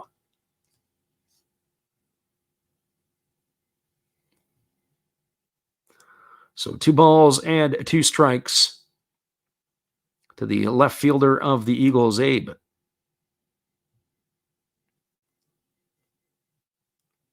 And here's the pitch. It's a fastball swung on and missed. Abe's in the books. He's gone for the first out of the inning. That'll bring up the first baseman, Mikael Franco, or at least it's scheduled to bring up the first baseman, Mikael Franco. At this point in time, we're looking for pinch hitters or anybody to come into the lineup. And sometimes they will empty the bench, but what do we have here? As Yasuda gets his lead over at second, it is Franco in the ball game still. As the right-hander works himself into the set position, here comes the pitch. Slow breaking ball that misses down. Count is quickly 1-0. It is Daichi Suzuki who's moved into the on-deck circle, so looks like that Murray Biashi will be pinch hit for. So 1 ball and no strikes to Franco. Pitch on the way. There's a breaking ball that drops in for a called strike, and the count goes even to 1-1. So 1 ball and 1 strike it is.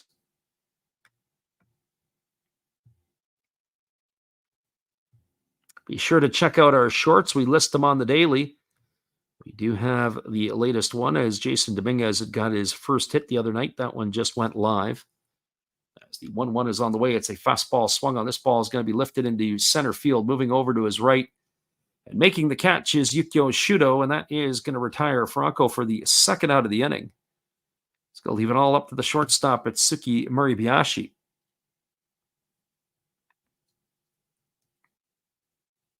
Well, for Muribayashi, he is officially 0 for 3 tonight. But that is not going to be him. It's going to be Daichi Suzuki coming to the plate to pinch hit. So Suzuki coming off the bench did not get the start in this one here tonight. He did play last night. They're saying he is having a bit of a fountain of youth season. Got the start at third base in last night's ball game.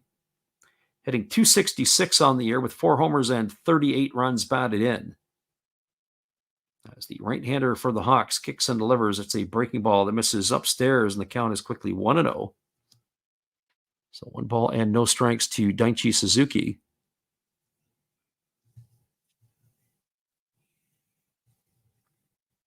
We will carry on with the baseball in North America late night tomorrow night. As that pitch is a breaking ball, I'll take it for a called strike. The count is 1-1. So hopefully you guys can come on back and join us for more action tomorrow. Giants and the Carp. And we're kind of looking forward to that one as well, because we don't do a lot of Central League stuff on the channel, but certainly was a better option than the Lions and the Eagles, as that breaking ball is taken for a called strike. The count now goes to 1-2. I would think that the Eagles better win that game tomorrow, because the Lions are going to be traveling up. Eagles get to sleep in their own bed. Lions are going to be traveling from Hokkaido. There's a breaking ball that misses down, and the count now goes to 2-2. If I'm not mistaken, that's only a single game, too.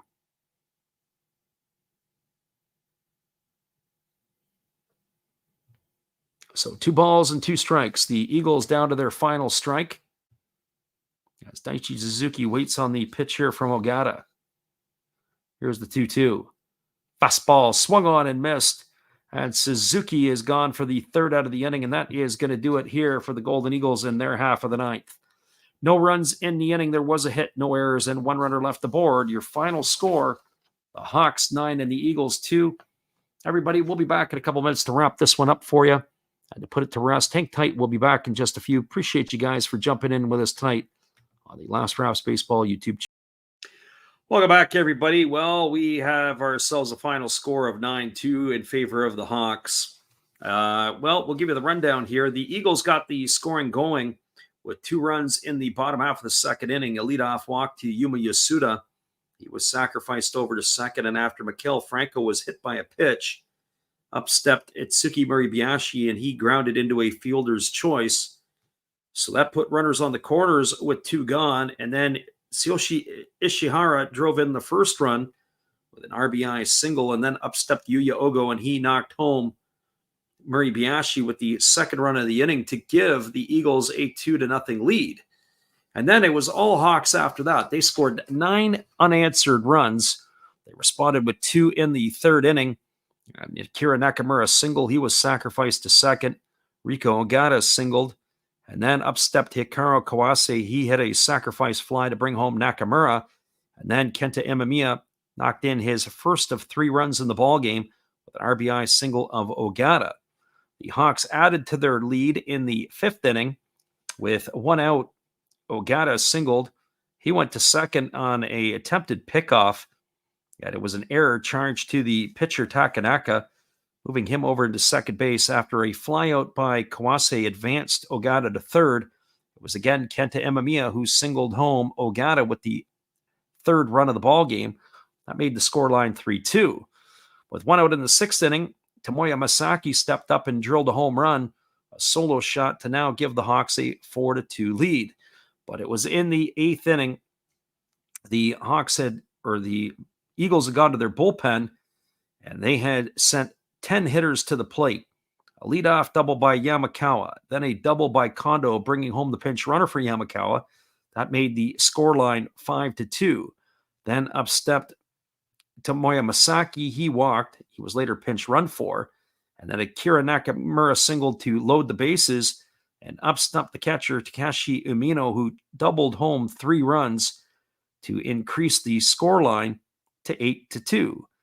And then eventually, after a flyout by Ogata and a groundout by Kawase, up again stepped Kenta Imamiya, and he drove home Umino with a single, and that made the scoreline 9-2. Once again, everybody, your final score, Hawks 9-2 for the Eagles. The win will go to Tomohisa Ozeki. He goes to 8-3 on the year. Ryota Takanaka takes the loss. He goes to 3-5. Again, we'll be on the airwaves again tomorrow night, starting at approximately 10-2 Pacific time if you're in North America, or it would be 10 to 5 if you are in the East Coast. And if it's Japanese time that you're listening in on it, it would be at 1800 hours. So once again, we'll be back on tomorrow. It'll be Carp and Giants. Hopefully you guys can stick it out and go on back and listen in for that. We appreciate you guys and your support of the channel. Whether you listen live or on delay, we'll catch you again on the flip side. Have a great night, everybody.